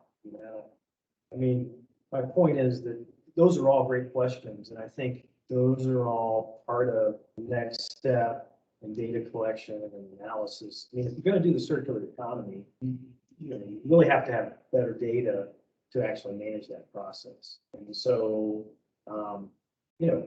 yes, that was the most challenging part of this project. And I think I looked at it like it presented an opportunity, more so than, we know we can make general comments about it. We know that the recycling percentage is higher, but how much we don't know. So, yes. And I will be very upfront with you. Heard your presentation, and I disagree with strong. And because I'm speaking from an industry representative now, and whenever you're talking about fees within the state of Kentucky on landfill disposal, fees are taxed. That tax is passed along with generator. No matter what you want to call it, it becomes a tax that the producer pays. We are blessed with low-cost disposal. And I want to use the word cheap disposal because of $500,000 an acre. I apologize for that. I tried to correct myself. For Craig and I'm sure we both had the same cringe moment. I think our goal is, I look back when you were talking, the pricing of HDPE natural in September of 19, 26.5 cents a pound. Today, 111 cents a pound. And that's all based on the price of oil.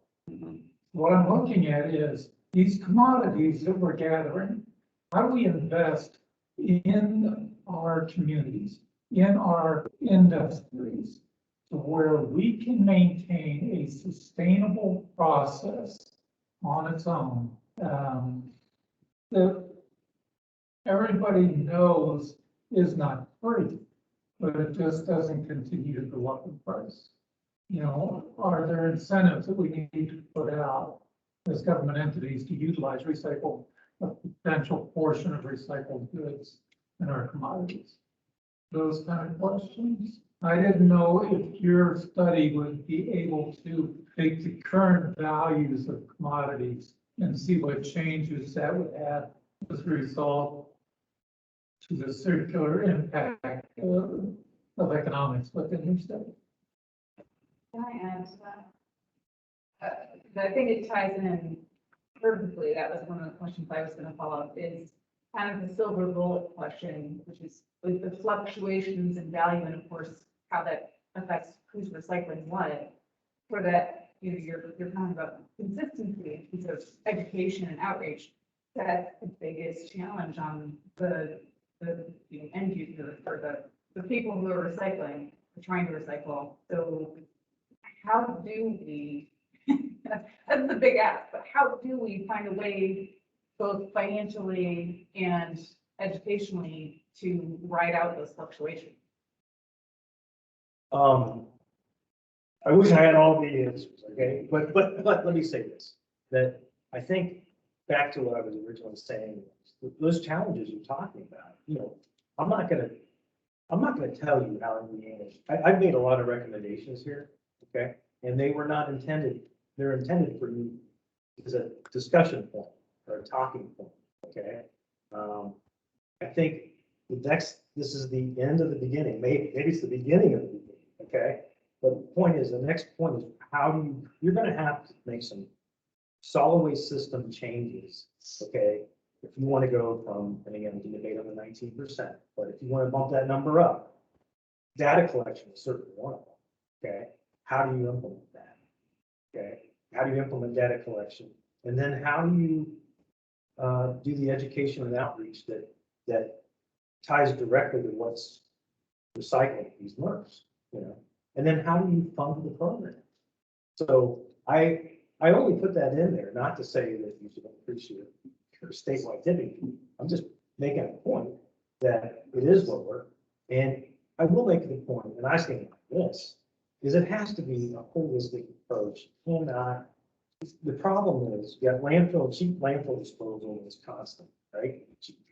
Sorry, my apologies. No. Inexpensive or you know, whatever. It's a great resource, actually. I'm not trying to knock it, but you have these commodity markets that are going like this. And every time they go down, the private sector, I get it, okay? They're gonna start cutting materials that don't make any sense because they're running business, right? So my point is you have to create a system that levels that out, okay? So it's like your personal portfolio of investments for your retirement. You're gonna have this, but you have to have something in your portfolio that levels it out so you can have a constant income, or in this case, pricing economics that, you know, makes sense. So my point is that I can't tell you the answer. I hear your point, but I'm saying you have to go through the process to identify what's in the best interest of Indiana to do that. And then I think the next step is, the local people that are out, the districts and the organizations that are in the field making this happen at the local level need to get a lot of support and be part of that process, because that's, in the end, is what's going to drive that recycling, is those local programs. So it's, you know, I think I mentioned in it too, you know, it's an opportunity, right? I mean, the study that we did, again, was the beginning of the beginning. Not every state has done this. A lot have, some haven't. And my point is you have it now, and you can build on that. And it was not perfect, I admit that. Okay, it was very challenging. But I think I stand behind the report and what we're saying, and you know what we came up with.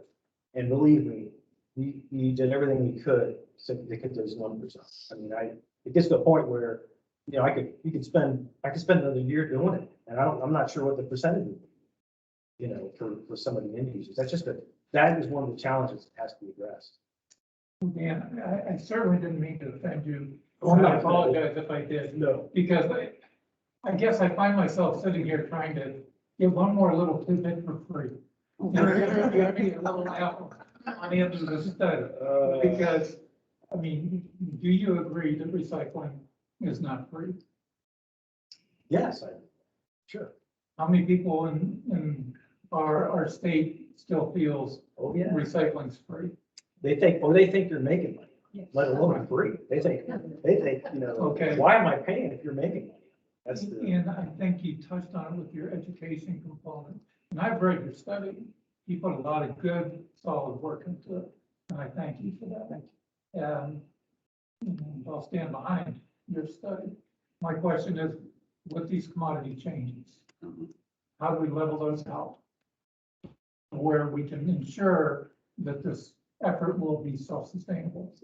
And that's what I was trying to drag out of you. You didn't commit. I admire you for that. So, well, I think the challenging part, okay, if we go back to the demand and supply piece like we're talking about, right? I think the supply side, we talked a little bit about bundling the service, you know, making it all part of one, you know, driving the economics down to the resident. I think you can do some things like the pay, call it whatever you want, pay as you throw, whatever, education, outreach, all those pieces are going to get the supply side, right? But in the end, there's a market, right?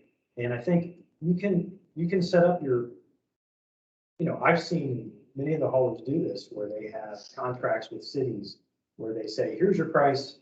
And if the recyclables go way up, we'll share some with you. And if it goes way down, we're going to ask for more money. Okay, to support it or whatever. You know, and maybe that's the contractual piece where you work it out with the hauler. But to the consumer, they have to look at it like, you know, just one overall piece, right? So I think there's a lot you can do when you talk about that supply side. The problem is the demand side. The recyclables that you collect in Indiana are going to be competing with recyclables all across the country, all across the world, and those markets are going up and down all over the place. So, you know, and I guess in the end, the supply side is going to have to compensate for that. You know what I mean? Because you have to have it. Yeah. So you have to, you know, price it in a way that they'll want to use it even at reduced prices, which then comes back to, but again, you know, I think it's our obligation as a society to create a system that's sustainable, right?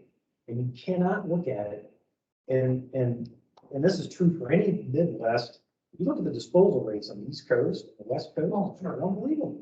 3 times what we're paying in Ohio, Indiana, Michigan, right?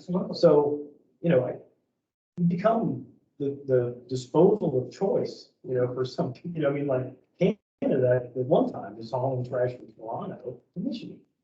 Okay, and that's because it was economically advantageous for them.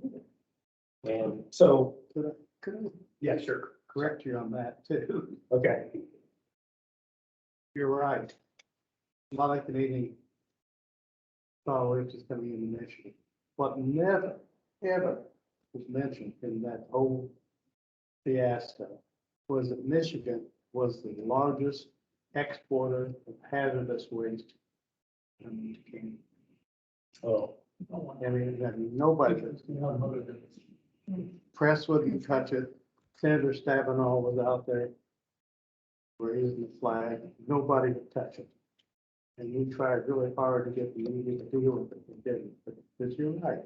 All the solid waste was coming into Michigan, but we were sending a lot of hazardous waste right now.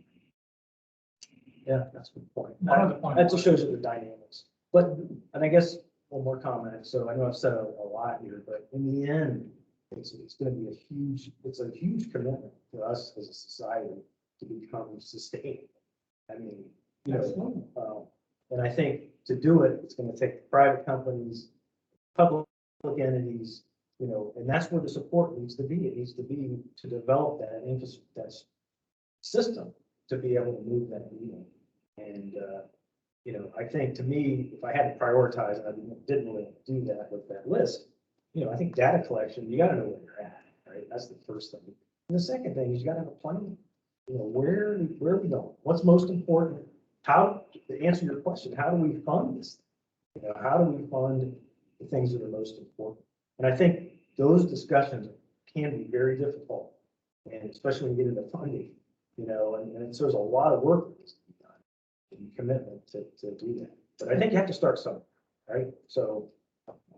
We're not gonna let you off the hot seat. Because we're gonna have public questions. But I do want to add, 2-3 years ago, I think China did us the best favor, they could have ever done by cutting off the import of recyclables. Because we had to reinvest within our boundary in factories or facilities to handle our recycling commodities. And there's a new mill that was just announced going into Henderson County, Kentucky, and $400 million project. And but, right, it's, and you hear these things all the time. And now we have the Chinese not shipping out old corrugated cardboard, they're shipping out pulp. And those pulp plants are within the boundaries of the US. So we have more generation of revenue by managing our own commodities here. And we're doing, you know, reverse engineering of plastics. Very exciting stuff. So I think you've given us the data where we can look at some of these new technologies or some of these needs of people and make some good valid decisions as a board. But I do want to say thank you. I'm a little touchy when it comes to the different words we choose. Sure, no, I get it. You know, one of the things too, I thought is I'm just gonna lay it all out. When I did this project, I thought, you know, I'm not holding back. I'm gonna tell what I really think. Sure. Because you get so many reports like this that just to say how great this is and how great we're doing and how great. But the reality, I didn't, what good is that? We can do so much more. Yeah, to me, why not? And that's my take on it was say it like this. And I have 30 years in the business and a lot of great staff, a lot of great support on this project from IDEM. But just put it out there. And again, it's a start. So at least you did not use the worst 4-letter word in the industry as dumb. Oh, yeah, right. Yeah. I learned that a long time. Okay, now, do we have any questions from the public? But before we do, can I just add one more thing? So on the industrial side, so I work for Purdue's Manufacturing Extension Partnership. So I work directly with manufacturing companies statewide and have, had a lot of individual conversations and have insights on what their issues are related to recycling. For a lot of them, for the smaller manufacturers or the more rural manufacturers, it's simply access. They want to recycle. They really want to, but they struggle. And, it's frustrating for me because I'm trying to help them make sustainability improvements and don't have any suggestions. That's one key thing that, again, at this larger scale, I don't know how we come up with a way to increase just simply the accessibility of recycling options. But between that's one point I wanted to make, and then different from the residential community, which is pretty much all single stream. On the industrial side, it's a lot more work because they're bursting it all out often. And so then they might be recycling some things, but not others because, well, we've got something we can find to take our cardboard, but we can't find a way to pick up that. So I just want to kind of interject that if you at some point want to have a deeper conversation about that or talk to some of the manufacturing contacts that I have. Right. I could facilitate that, but I think that seems to be the industrial sector seems to be the big question mark. I wanted to at least contribute. Sure, no, I appreciate that. I think just one thought on that is do materials management plan, you have to engage the industry side. And I think if you do a materials management plan at a local level for a district or a multi-county district, they should be engaging that industry side. And the idea is what can we do? That's when they start talking to those local industries and saying, what do you need? What can we, put this plan together? And so I think that's a great point. And I think a lot of it's economic driven too, when they're out in the rural, yeah, sure, a hauler come out there and get it, but what are you gonna pay for it? So, and that's where you have to look at, again, on the local level, do you need something, maybe some sort of transfer station or something that can service, I'm just throwing hypotheticals out. That's, What Kelly was saying is, I mean, manufacturers are there to make money. Okay, and unless there's an incentive for them to recycle, if it's cheaper for them to just, and we have low cost disposal in the Midwest, if it's cheaper for them to dispose of it than it is to recycle. So that's why we see the recycling rates in the coastline being so high, because it's cheaper for them to recycle than it is to send it to. because it disposes so much higher. Disposal is higher. So it's a good thing that we have low cost disposal, but it's not giving a financial incentive to the manufacturers to recycle. Right, right. And again, I'm not gonna tell you how to set this system up, but if you, for example, some of the states will increase that state fee, and that number is used to support recycling in some way, or planning. So I'm just saying that, you ask the question, how do you level it out? Because in my opinion, again, what you pay for it, the landfill should be part of a holistic cost, not just, not just trash, right? So, I mean, that is a sensitive thing, how you pay for it, but I think that's a discussion you have to have. And I think cheap disposal can really put a lot of, again, but it can put a lot of pressure on the economics of any company or anyone. Is that one of the challenges? Yes. Now, would you be willing to take questions from the public? Sure. Anyone have questions? Also? Thank you for the opportunity to speak. My name is Alvin Mitchell, I'm the Executive Director of the Indiana Recycling Coalition. We're a statewide nonprofit that works to advance the circular economy in the state of Indiana. I spent a lot of time reading through this report, and I have a lot of questions and feedback, but I don't think you want to hear all of it today. So what I'll likely do is provide a written response that has all more details to it. But I kind of want to take us back, first of all, to the moment when this board conceived that this study should be done, which I think was in the summer of 2019. And I very specifically remember Julia Wickard standing at that whiteboard, facilitating a bit of a strategic planning session with this board. I know some of you were there and some of you are new to the board, so you weren't a part of that.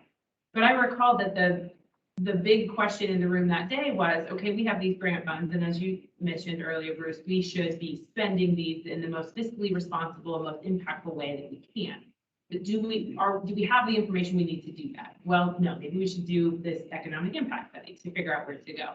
So one of the concerns I have about this study is I'm not sure that it fully answered that question for you.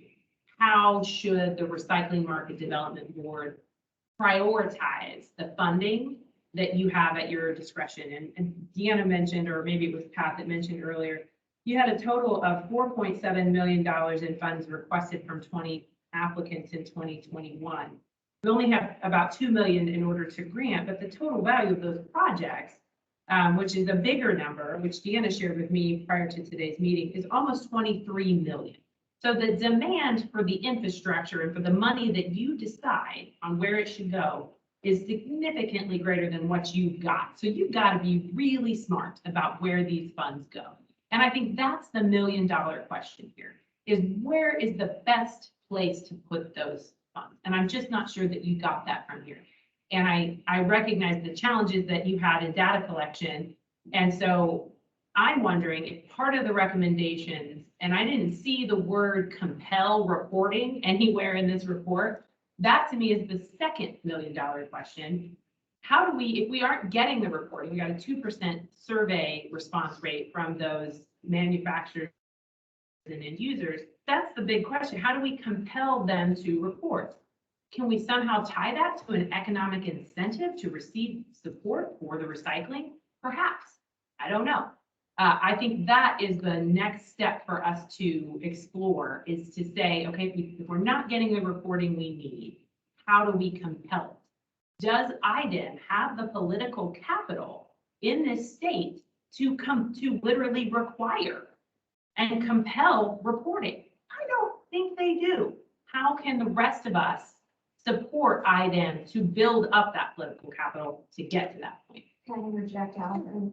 So maybe I'm simplifying this too much, but you talked in your report, Dan, about the materials management and the requirements that, like working with solid waste districts to get that data. I mean, is that where you see this starting?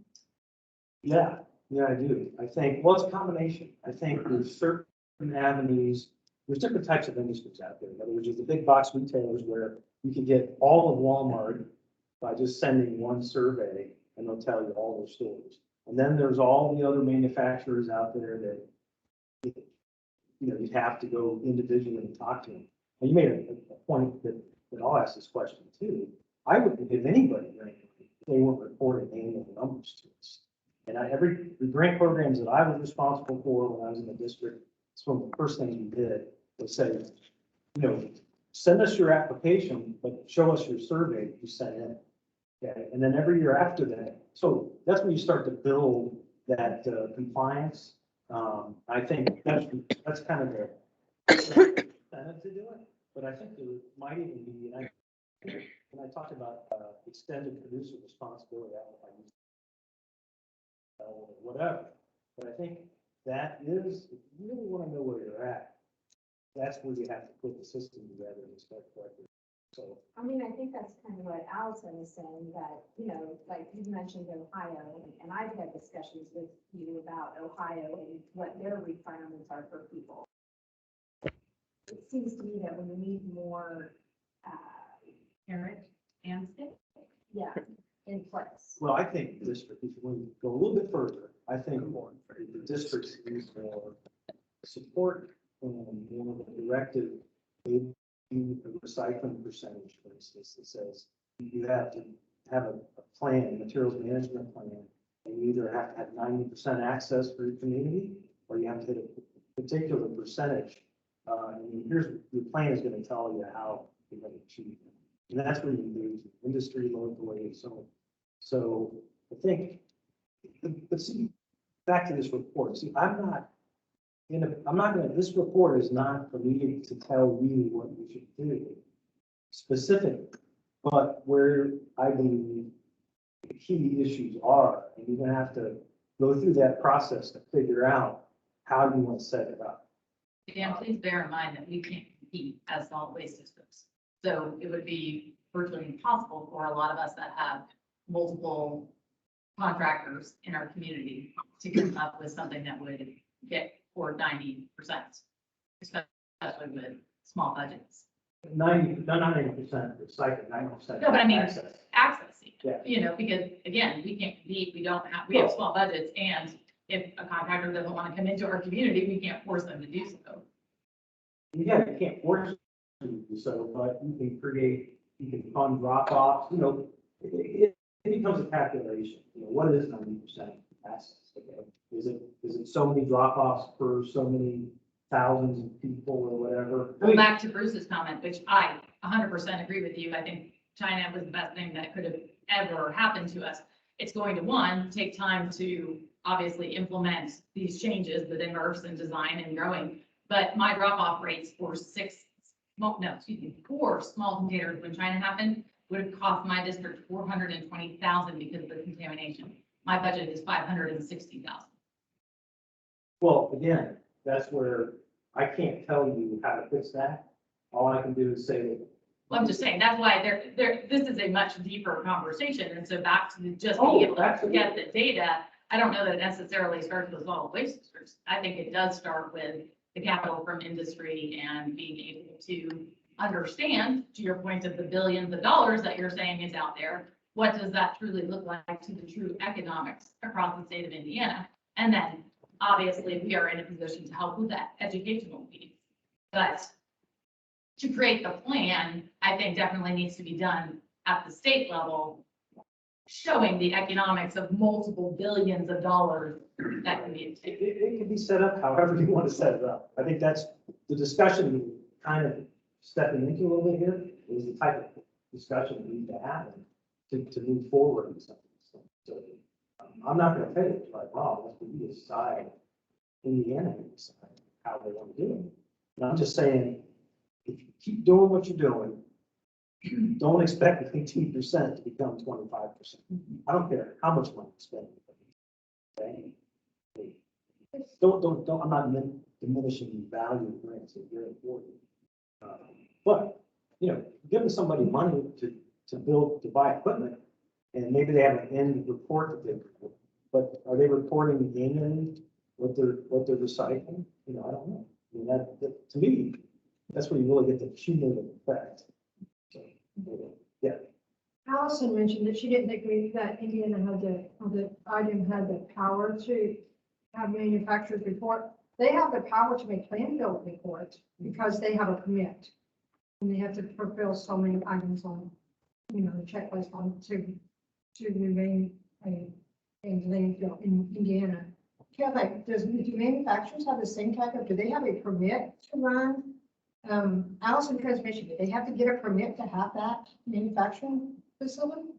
And could that be tied to that permit? I'm sure there's some kind of reporting to, and manufacturing has to do. I think it varies depending on the size and what they're doing. But I mean, so some of them, for example, are gonna have their permits and then they're gonna, you know, they're certain, I guess, I didn't really speak better to what they're tracking and what their process is, just in terms to solid waste generation. And I don't know the answer to that. Pat wants, I think you want to answer this, address this. She's been waiting to say something for a little bit. I want to talk about the data stuff that we did discuss. First, I want to say the solid waste management districts, we get data from the solid waste management district. I don't think that's an issue with the 19% data that we're reporting for the recycling rate. Every March, April, May, June, until I tell Tom no more, he's thumbing his head against the wall trying to get people to report his data. But it isn't the people that's in this statute that's legislatively required to report. It's the ones where it's voluntary. It's the ones where they're exempt. That's where the information needs to come, you know. So that's going to take a legislative change in order to get that additional data. I mean, I watched Tom call all these people and say, well, you know, I know you're recycling, I know you have that, can you just send it to us? And, you know, they're like, well, it's voluntary, we get nothing.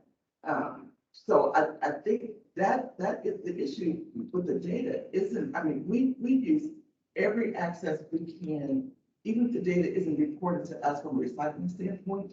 We check the landfill reports, we check the transfer station reports, we check the MRF reports. We use the e-waste, electronic waste recycling reports.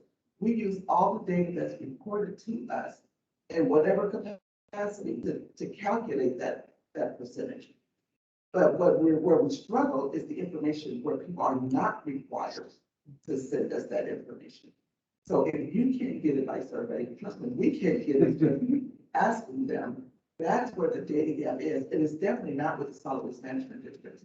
I think we get great information from the solid waste management districts.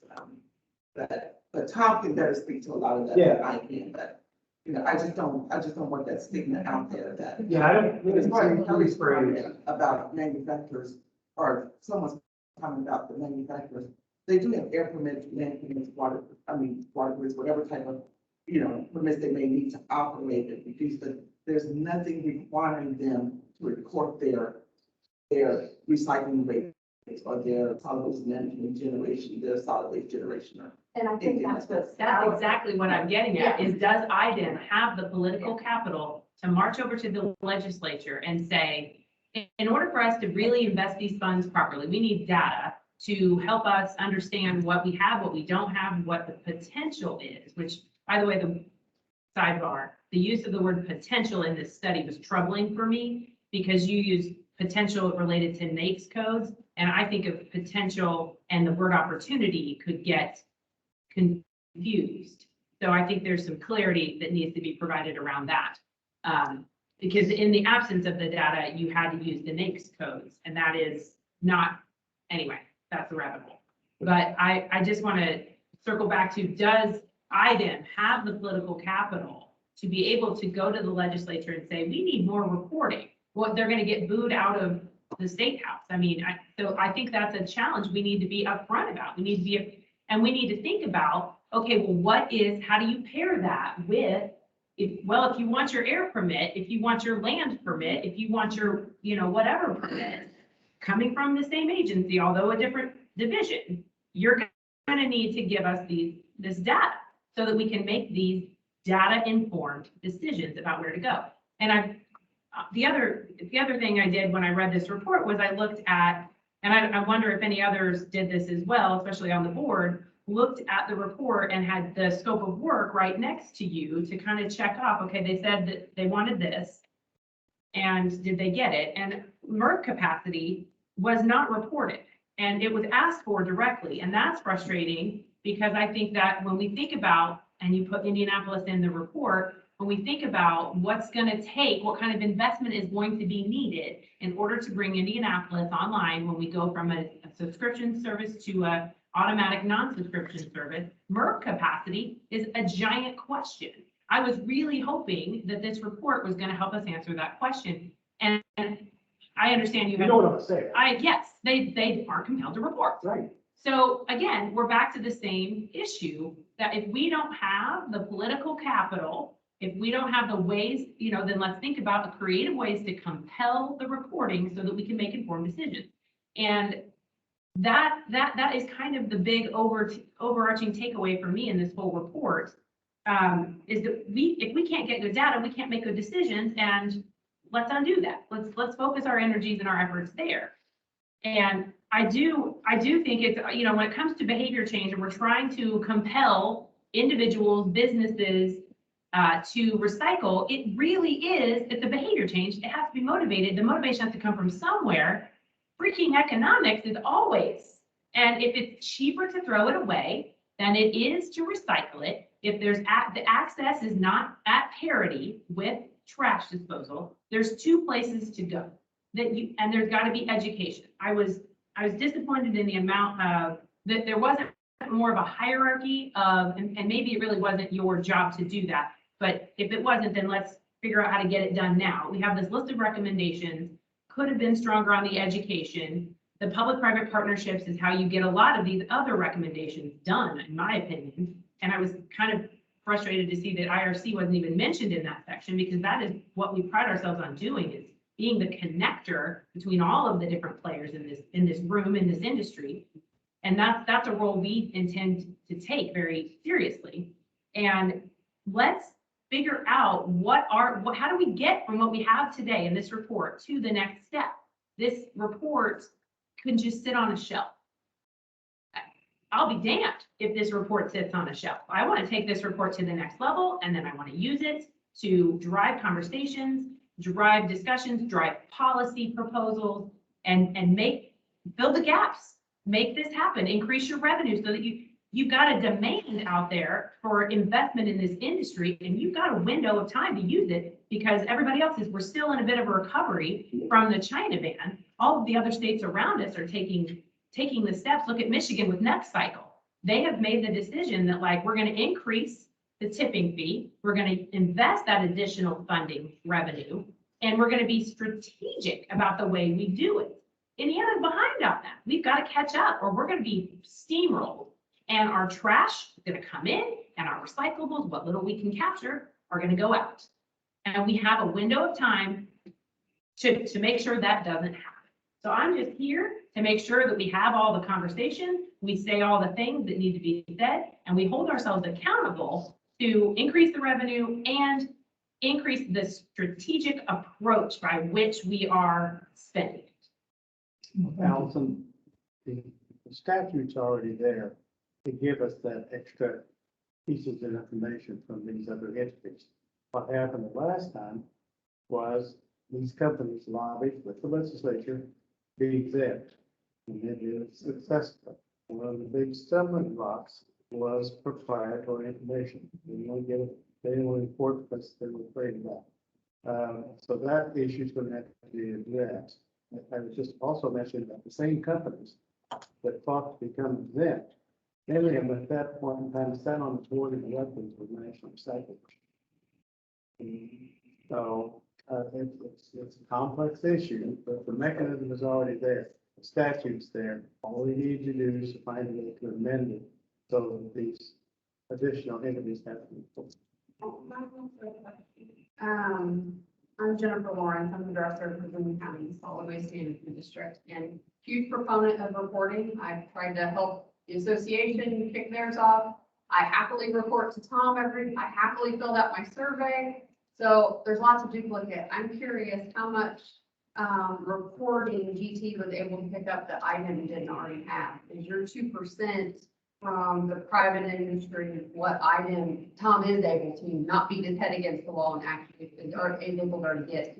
Were the surveys just verifying information? Is it duplicate or what were you able to pick up? Yeah, that you didn't already have?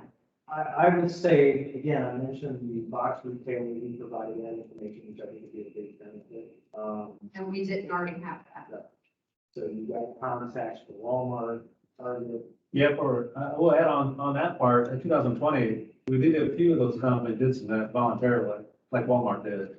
How many tons at their store that they send out, which was not captured before.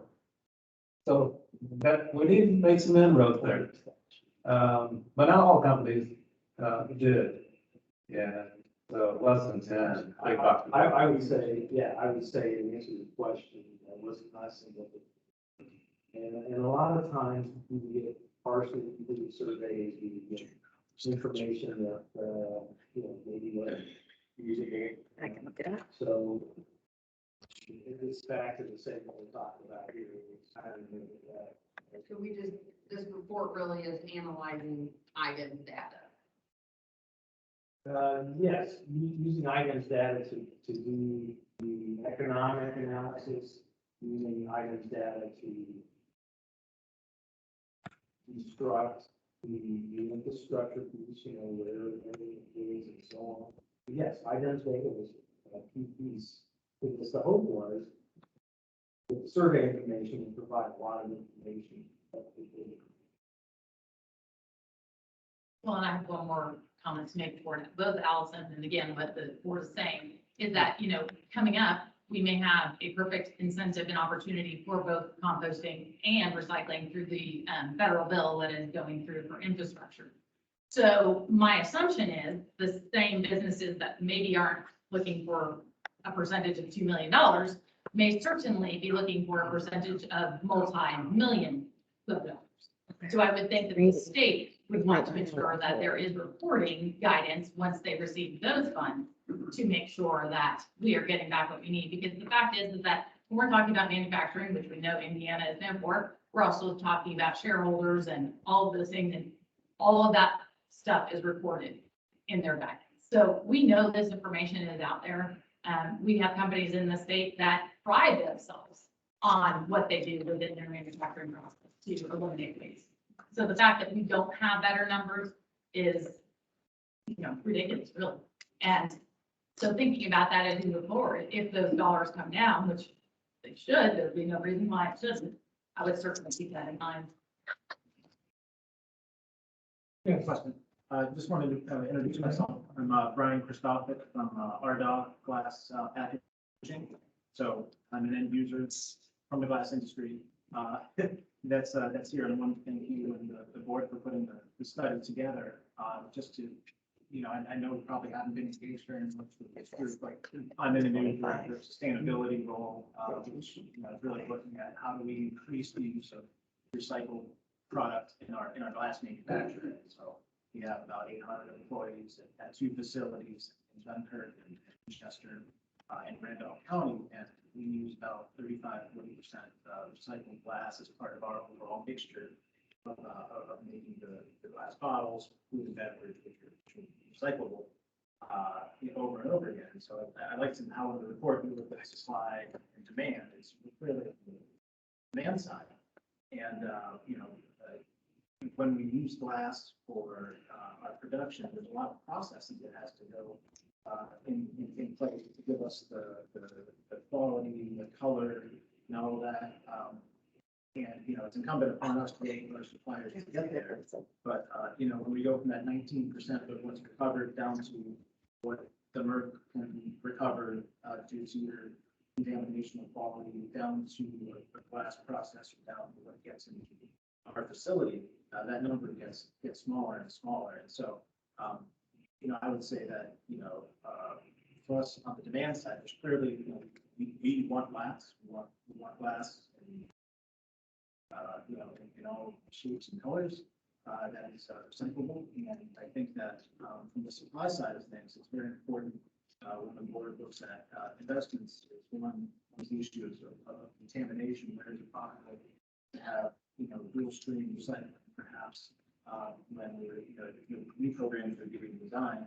And I also think, as well, on the, investment side of things, that investments, whether it comes from us with our suppliers, which I know is, incumbent upon us to make sure we can get better, or new innovative, investments that are on the way from the notice that, processing them, recycling, materials so that it can be used, in an efficient way by industry like us is very important.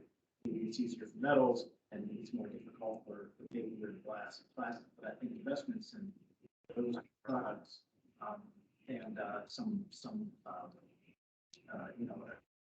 assistance by the board can help the MRFs and the material processors weather some of the storms of the fluctuating commodity prices. Somewhat, it's very difficult.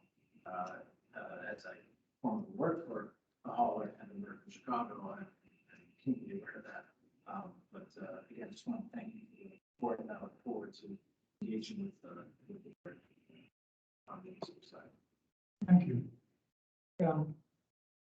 Any other questions from anyone in the public?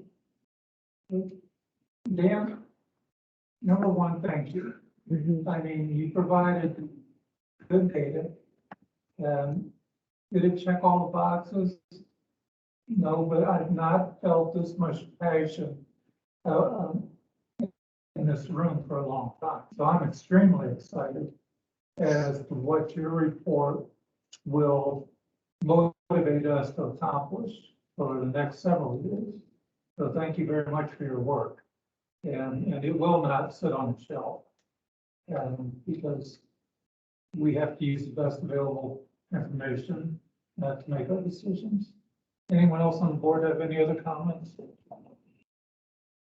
I'll just add, again, really appreciate the work that went into this. I think there maybe was not as much new information as we were hoping for, but I think the key takeaways that I have heard from the discussion today are that, A, we need to revisit mandatory reporting in the long term, and the short term, look at voluntary reporting tied to our grant applications. We certainly have a pool of historical grant recipients that I think we have contacts for that are still good, and that would be a great way for us to individually potentially reach out and, hopefully Tom's already doing this, I don't know, but try and get the data from those folks. But in the future, I 100% agree that having that be something that's required as part of your grant application would be an easy way for us to start expanding our data.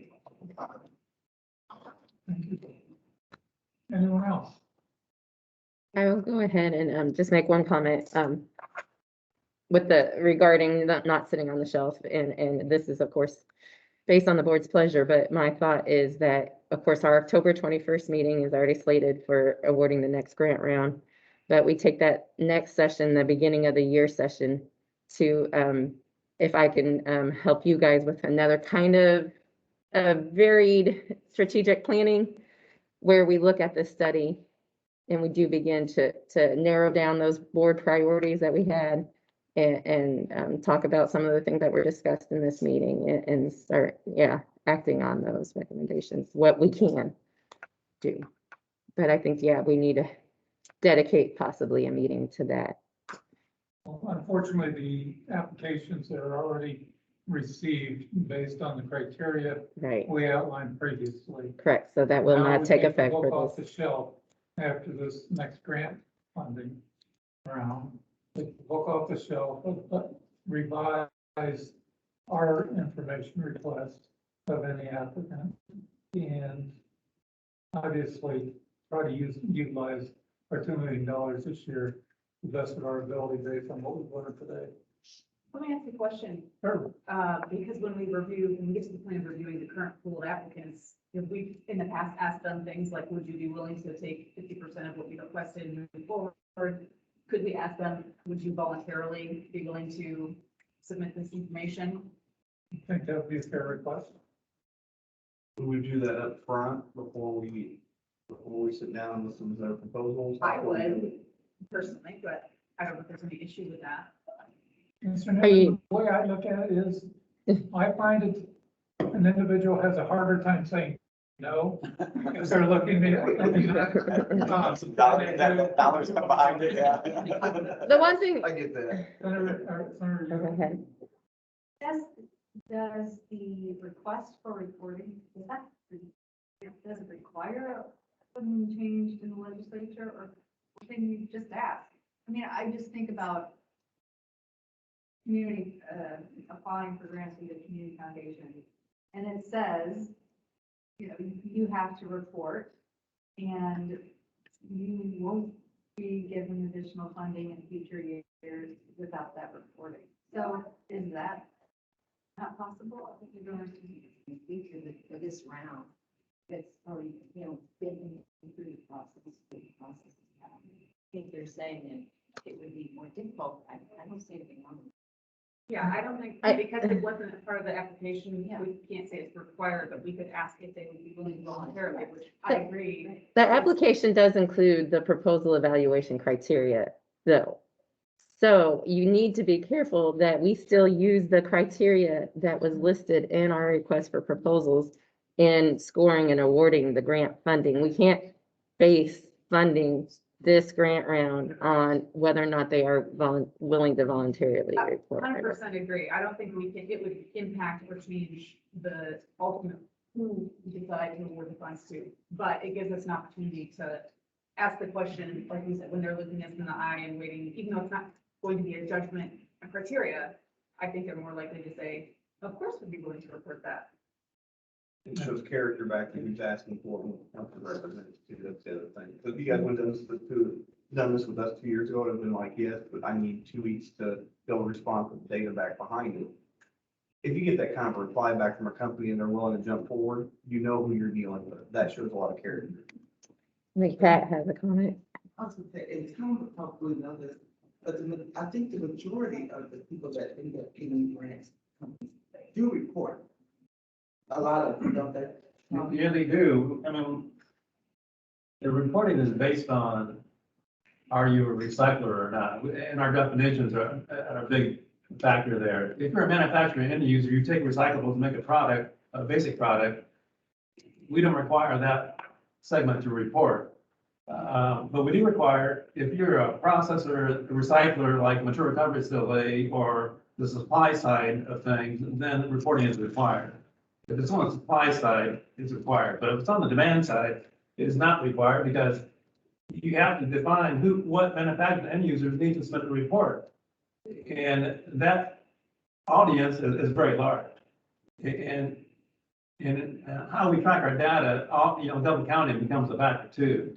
And so we're specifically looking at the supply side infrastructure of our reporting. The demand side is another set of data set, and that's very valuable. These companies, if we could track it, would be very helpful to compare what they use to what is applied and reported. And then the second part of what I was gonna say is, also keep in mind, when someone is awarded a grant, they enter into a contract, they're awarded the funds through a contract. So we can require them as part of that contract to report, but it's only until that contract ends. So that means once the contract expires, then we have no other leverage for them to continue reporting that data unless it's voluntary. Could we see a copy of the report template by chance, the next meeting or something? A copy of which report? The template that they fill out, the grantee, is there a template that they fill out? It's on. Are you So then talking I about add a you want to template. see a copy of the grant agreement template? No, I'm talking about how they report, what Okay, report do we that's get? part of how the report didn't be typed, we print out that copy of that report and we try. To see everything that they report to you, I'd be curious to see the report. Yeah, I'm not. But you still need a long-term solution. Because you're talking about 20 applicants, Yeah. and that's just a sliver of who you really need to collect the data from, so I appreciate this conversation of logistically, how can you do it, but I want to make sure we don't lose sight of the bigger picture, which is how do we. Short-term, long-term. Right. You need to communicate what you're using that data for too, for them. Is it benefit to them? Sometimes I'm against having regulations. I'm a farmer, and when the government comes to me and says, I need this, well, why? I can tell, you can put a law into place. Let me know what you're using data for. Is it to go get more funding for conservation or water quality? Really communicating to them why you're gonna do it. Sometimes you don't need to have the regulation. And that's where my stance is, the less regulation. Just like we as producers and farmers saw what happened in the Chesapeake Bay area. And that set flags to us about documenting our spray, our nutrients, our sampling, because we didn't want that coming to us and then telling us, you can't use this, you have to plant this, you can't do this. So sometimes that communication goes a long way to these folks. A survey, and I get in the mail, I'm like, thank you, USDA, I don't really want to answer your question right now, you know? So that communication needs to be there for these folks. I will say, like, the comparison to the surveys that we put out, there was lots of communication around those surveys. As Dan said, he made over 100 phone calls. IDEM reached out to some of those people, and we told them the reasons for the survey. We told them that this information would not be shared on an individual basis, and we still could not get them to report. So it is a huge Do they challenge. have mechanisms of tracking that? Like their own, do they have mechanisms to track? Do they really know? Okay, okay. And we talked to a particular association that kept saying they were gonna provide data for that industry, and at the end, they didn't. So I don't know what bureaucratic, and there was, a hauler, large hauler that was asked. I mentioned names. It's not anybody's fault, it's just a bureaucratic process that, we may have got a commitment from somebody that they're talking to, but by the time they tried to get it done, they couldn't do it. For whatever reason, Legal. in that company, they decided not, it wasn't in their best interest to participate. I would guess. Any other comments? I just wanted to add on the ultimate end goal of long-term having, by whatever mechanism, being able to increase this reporting, whether it's, looking at that statute and modifying it, because we haven't been successful in getting it voluntarily. So we have over 10,000 manufacturing companies in the state of Indiana. So Tom, you're not looking to retire anytime soon, are you? Wait, he's not allowed. Definitely not allowed. But I mean, in seriousness, if all of them started actually reporting this data, that's a huge, huge volume of data. So logistically. IDEM would need more resources. Yes. Which is a Tom's great problem. Data hawk right now. Yeah. Definitely a resource. We just need like 10 more of them. Just, yeah, Well, with that, thank you, Dan. thank you. Appreciate sitting in the hot seat so long. It's all right. I came in your town saying I'm gonna just lay it out there, so that's what I did. And thank you. Appreciate the work that you've done. Yeah, if you want. with the state. There you go. You want that too? There you go. Glad I was able to. I think you got it together. Jim. Thank you. Okay. You're welcome. Do you have any other comments from any board members? Our next meeting date is the October 21st. Meeting. The recycling activity report is too large. We'll need a forum that will be. Or not, the study that just came out by Dan is too large to send as one file. So it is on our website. It's easily, and it was in the packet that I sent out to you guys. If you go to recycle.in.gov, page. Yes, Recycle Indiana. For those who are wanting to access the full report. Oh, why did that just crash? Yes, it was on Teams, but if you wanted to go to the website, you can also just scroll down from our Recycle Indiana page and click onto it. And we have a nice summary background of the study, the current waste, and some key points that we provided on this page, and many links to the study. But you'll see that we had to break it down by many files because it is a very large document. So it's, you said to go back, it's Recycle Indiana. Recycle.in.gov, Got the page. Then where do you go? or and then just scroll down to featured topics. Featured. Featured topic.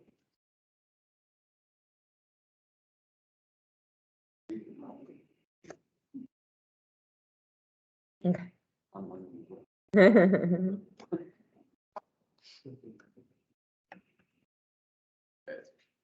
They're monsters. Well, I would like to thank everyone for their input. I think it's been a very productive meeting, and I look forward to the next meeting. And with that, I'll entertain a motion to adjourn. Motion by Mr. Garrett to adjourn, second. Second. Second by Mr. Lett. All in favor? Aye. Opposed? Motion carries unanimously. Thank you all very, very much. Thank you for attending. We appreciate the legislature coming in and joining us. Everybody, if you would also like to see the ERI mobile shredder truck, it should be parked in the northwest corner of the parking lot up here. So please stop by the shredder and take a look at it. Thank you. And everyone travel safe. Thank you. Thank you.